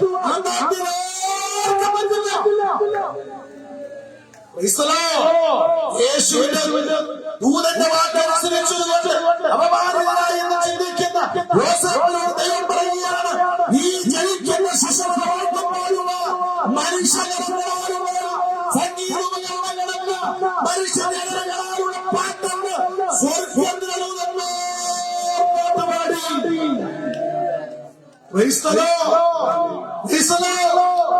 ഇന്ന് പ്രിയമുള്ളവര് സ്വർഗത്തിൽ പാട്ടുപാടുന്ന സ്വർഗത്തിൽ പാട്ടുപാടുന്ന ദൂതന്മാർ ആ പാട്ടിന്റെ ആരാധനയിലേക്ക് വരുവാൻ ഇവിടുത്തെ ഒരു കായിക സംഘത്തിന് പറ്റുകയില്ല. യേശു അത്ഭുത പുരുഷനാണ്. യേശു അത്ഭുത പുരുഷനാണ്. അവന്റെ മനവത്തിൽ ഇന്നുവരെ ലോകം ജീവിച്ചും മരിച്ച് ഈ ലോകം വിട്ട് കടന്നുപോയ 50,000 കോടി ജനങ്ങളെ വെച്ചുകൊണ്ട് ഇത്രയും ശ്രേഷ്ഠമായ ഒരു കാര്യശുശ്രൂഷ ഉലകത്തിൽ ആർക്കെങ്കിലും കിട്ടിയിട്ടുണ്ടെങ്കിൽ അത് യേശുവിന് മാത്രമാണ്. അവൻ അത്ഭുതമന്ത്രിയാണ്. നാം പാടുന്ന കർത്താവ്, നാം സേവിക്കുന്ന കർത്താവ്, അവൻ ഞാൻ എന്റെ വാന്റെ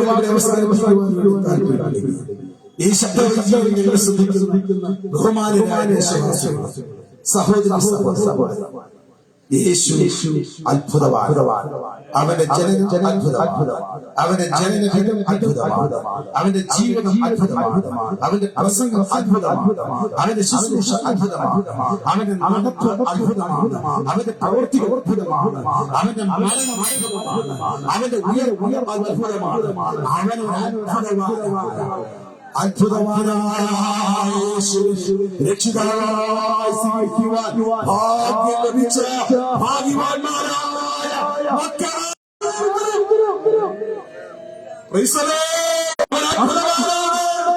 അവന്റെ പ്രവർത്തികൾ അത്ഭുതമാണ്. അവന്റെ ജീവിതം അത്ഭുതമാണ്. അവന്റെ പ്രസംഗം അത്ഭുതമാണ്. അവനെ പിൻപറ്റുന്നത് അവൻ അത്ഭുതവാനായ ദൈവം. അതുകൊണ്ട് പറയുകയാണ് അവൻ അത്ഭുതമാണ്. ശീലകെങ്ങനെ കാണിക്കുന്നു. അവന്റെ ജനനത്തെങ്ങനെ അവൻ തിരിച്ചവൻ. അവൻ എന്തിനും പാലിച്ചു. പ്രിയമുള്ളവരെ മനുഷ്യ അനുഭവിച്ചുകൊണ്ടിരിക്കുന്ന ഏറ്റവും വലിയ വിഷയം മനുഷ്യന്റെ പാപം. അത് പറയാതെ ഈ പ്രസംഗം പൂർണ്ണമാകുമെന്ന് ചിന്തിച്ചില്ല. മനുഷ്യന് ഏറ്റവും അത്യാവശ്യമായിട്ടുള്ള യോഗം വരുന്നത് ധരിപ്പാൻ ആവശ്യമായ, ഭക്ഷിപ്പാൻ ആവശ്യമായ, ഉടുപ്പാൻ ആവശ്യമായ വസ്ത്രം. ഇന്ന് ആത്മഹത്യ ചെയ്യുന്ന വസ്ത്രമില്ലാത്തതുകൊണ്ട്, ഇന്ന് ആത്മഹത്യ ചെയ്യുന്ന കിടപ്പാടമില്ലാത്തതുകൊണ്ട്, ഇന്ന് ആത്മഹത്യ ചെയ്യുന്ന വസ്ത്രമില്ലാത്തതുകൊണ്ട്, സമാധാനമില്ലാത്തതുകൊണ്ട്, എല്ലാം ഉണ്ടെങ്കിൽ ഹൃദയത്തിനകത്ത് ശൂന്യത. അതിന്റെ കാരണം മനുഷ്യന്റെ കുടികൊള്ളുകൾ പാപം അതൊരു ഭയങ്കര കടമാണ്. ഒരു കാലത്ത് ഒരു രാജ്യം ആക്രമിക്കുവാൻ വേണ്ടി അദ്ദേഹം സൈന്യ സംവിധാനമാക്കി വിസ്തൃതമായ ഒരു മരുപ്രദേശത്ത് തന്റെ പട്ടാളക്കാരോട് പാളയം ഇറങ്ങി. പടയാളികളാണ് ഈ രാത്രി ഒരു കൂടാരത്തിൽ വെളിച്ചം കാരണം ഈ പ്രദേശത്ത് ഒരു വെളിച്ചം ഒരു ശബ്ദപടയുടെ വന്നതായി നമ്മുടെ എതിർവാനുള്ള സാധ്യത. രാത്രി ഏകദേശം 2:30 മണി. താൻ പറഞ്ഞ വാക്കുകൾ തന്റെ പടയാളികളെ അനുസരിക്കുന്നുണ്ടോ എന്നറിയേണ്ടതിനായി ആ പട്ടാളക്കാരന്റെ ഓരോ ഭാഗങ്ങളിലൂടെ താനങ്ങനെ നടന്നു പോകുന്ന ബഹുദൂരത്ത് ഒരു പട്ടാളക്കാരൻ പാർക്കുന്ന ഒരു ചെറിയ ആ കൂടാരത്തിന്റെ ഉള്ളിൽ ഒരു മിന്നാമിനി കാണുക. തന്റെ അനുസരിക്കുന്ന പട്ടാളക്കാരൻ ആരാണ് അറിയേണ്ടത്. നെപ്പോളിയൻ പതുക്കെ നടന്ന് ആ കൂടാരത്തിലേക്ക് ചെറിയ ആ തുണികൾ കൊണ്ടുണ്ടാക്കിയ കൂടാരത്തെ 2 തുണികൾ അകറ്റി മാറ്റി താൻ നോക്കിക്കൊടുക്കുമ്പോൾ ഒരു പട്ടാളക്കാരൻ ഒരു വലിയ പേപ്പറിയോ കുത്തിക്കുറച്ച് വെച്ച് അതിന്റെ അടി താൻ എഴുതാൻ പേന താഴെ ഒരു മെഴുകുതിരി കത്തിച്ചു വെച്ച് അതിന് മുൻപാകെ നിരാശനായി ഉറങ്ങുകയാണ്. ഈ പട്ടാളക്കാരൻ അറിയാതെ അകത്ത് കയറിയപ്പോൾ ആ എന്താണ് എഴുതി വെച്ചിരിക്കുന്ന അറിയേണ്ടതിന് ആദ്യം മുതൽ അവസാനം വായിച്ചു. അപ്പോൾ ആ മനുഷ്യൻ വിളിച്ചിരിക്കുകയാണ്, ഞാൻ കൊടുത്തു തീർക്കുവാനുള്ള കടം. ആർക്കൊക്കെയാണ് കൊടുക്കേണ്ടത്? അവരുടെ പേര്, അവർക്ക് കൊടുക്കാനുള്ള തുക എത്രയാണ്? അവസാനം ഈ പട്ടാളക്കാരൻ എഴുതി വെച്ചിരിക്കുകയാണ്, ഈ കടമൊക്കെ ആര് കൊടുത്തു? എന്നെ വിറ്റാൽ, എന്റെ ഭാര്യ വിറ്റാൽ, എന്റെ മക്കളെ വിറ്റാൽ, എന്റെ വീട് വിറ്റാൽ, എനിക്കുള്ളത് മുഴുവൻ വിറ്റാൽ എന്റെ കടം തീരില്ല. ഈ കടം തീർക്കുവാ എനിക്ക് നിവൃത്തിയില്ലാത്തത് കൊണ്ട് കിഴക്കേ ചക്രവാളത്തിൽ നാളെ എന്റെ ജീവിതം ഞാൻ അവസാനിപ്പിക്കുകയാണ്. നെപ്പോളിയൻ ചെയ്ത കാര്യം പിറ്റേ ദിവസം രാവിലെ 6 മണിക്ക് ഒരു പടയാളി കഷ്ടപ്പെടാതിരിക്കേണ്ടത് ആ പേനയെടുത്ത് നെപ്പോളിയൻ അടി ആ മനുഷ്യൻ അവസാനം ഈ അടിയിൽ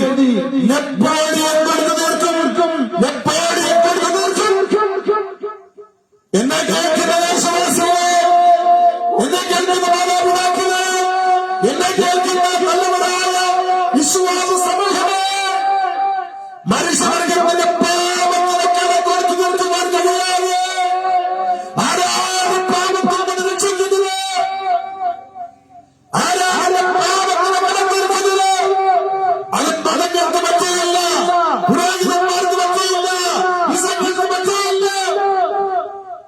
മരണപരമായ ശരീരത്തിൽ നിന്ന് എന്നെ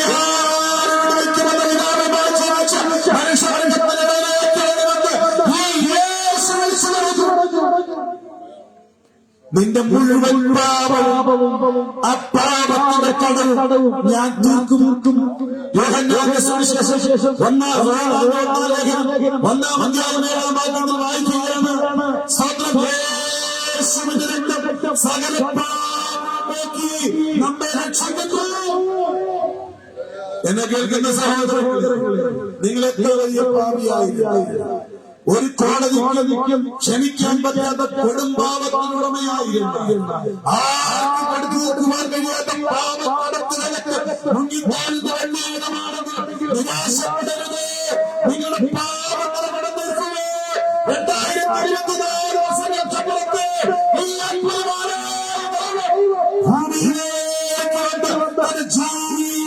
നമുക്ക് വേണ്ടി യാഗമാർപ്പിച്ചു. പ്രിയമുള്ളവരെ, ഈ പ്രഭാഷണം കേട്ടിട്ട് നിരാശരായി ഏത് വലിയ ക്രൂരനാണ് നിങ്ങളുടെ പാപം രക്താംബരം യേശുവിന്റെ അത് പരിഹരിക്കുന്നു. എന്താണ് ഒരു നിമിഷം ഞങ്ങളോട് ഒരുമിച്ച് പ്രാർത്ഥിക്കാൻ. ഞാനൊരു പാപിയായ മനുഷ്യനാണ്. ഈ അത്ഭുതമന്ത്രി ലോകം ജയിച്ചു, ഈ അത്ഭുതമന്ത്രി ലോകം ജീവിച്ചു, ഈ അത്ഭുതമന്ത്രി ലോകം മരിച്ചത്, ഈ അത്ഭുതമന്ത്രി ഉയർത്തുന്നത് എന്റെ പാപങ്ങളുടെ പരിഹാരത്തിന് വേണ്ടിയാണ്. ആര് സമർപ്പിക്കാൻ തയ്യാറാണ്? നിങ്ങൾ ഏത് മതത്തിൽപ്പെട്ട ആളാണ് ഉയർത്തിപ്പിടിക്കുന്ന കൊടിയുടെ ഇന്ന് രാത്രി മറ്റൊരുത്തരും ഞാൻ രക്ഷിക്കപ്പെടും. ആകാശം മനുഷ്യരുടെ യേശു ഒരു നാമം മാത്രമാണ്. എന്റെ സഹോദരൻ, എന്റെ മാതാപിതാക്കൾ, സ്തോത്രം. നിങ്ങളുടെ പാപത്തിൽ മരിക്കരുത്. യേശുവിന്റെ രക്തത്തെ ആശ്രയിച്ച് ഒരു ദൈവവേദനായി മാറുവാൻ ഈ രാത്രി പ്രഭാഷണത്തിലൂടെ ഞങ്ങൾ ഈ ദേശത്തോട് ആവശ്യപ്പെടുക. അവൻ അത്ഭുതമന്ത്രിയാണ്. അവൻ അത്ഭുതമന്ത്രിയാണ്. അത്ഭുതമന്ത്രിയെ പിന്തുടരുന്ന ദൈവജനം എത്രയോ അനുഗ്രഹം പ്രാപിച്ചു. കർത്താവിനെ അനുഗ്രഹിക്കുമാറാകട്ടെ. ഈ സന്ദേശം കേട്ട് പാപമോചനം പ്രാപിച്ചു, ആത്മരക്ഷ പ്രാപിച്ചു കർത്താവിന് സമർപ്പിക്കപ്പെട്ടവരായി മുന്നോട്ട് പോകുക.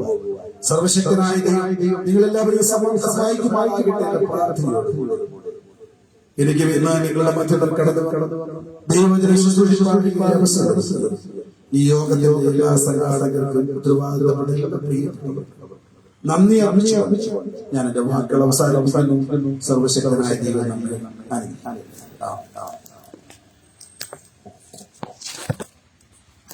നമ്മുടെ കണ്ണുകൾ എത്ര അനുഗ്രഹിക്കപ്പെട്ട ദൈവത്തിന്റെ വചനം. അതിശാന്തമായ ഈ അന്തരീക്ഷത്തിൽ ഈ ദേശത്തോട് അറിയിക്കാൻ കർത്താവിന്റെ വാക്കിനെ നമ്മുടെ ഉപയോഗിച്ചു. യുവജനങ്ങളെ, സഹോദരങ്ങളെ, പ്രിയപ്പെട്ടവരെ, ഇന്ന് രാത്രി കേട്ട ദൈവത്തിന്റെ വചനത്തിന് മുമ്പിൽ നിങ്ങൾക്ക് അങ്ങനെ തന്നെ സമർപ്പിക്കുവാൻ ഒരവസരം ദൈവം ഒരുക്കിയിരിക്കുന്നു.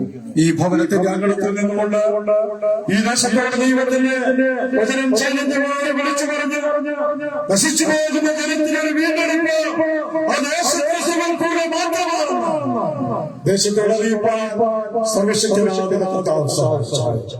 സ്നേഹത്തിലൂടെ ഞങ്ങളുടെ വീണ്ടെടുപ്പുകാരനും ഞങ്ങളുടെ രക്ഷിതാവാണ് ഞങ്ങളുടെ വാഴ്ത്തപ്പെട്ട കർത്താവേ, ഇന്ന് രാത്രി ഞങ്ങളെ കേൾപ്പിച്ചുകൊണ്ടുള്ള വചനങ്ങൾക്കായി ഈ ദേശത്ത് ദൂരത്തും ചേർത്തിയാണ് ഞങ്ങളെ കേട്ടോ. ഞങ്ങളെന്താ പ്രിയപ്പെട്ടവരെ, ഞങ്ങളെ കർത്താവേ, നശിച്ചു പോകാതെ എല്ലാവരുടെ ജീവന്റെ അവസരത്തിൽ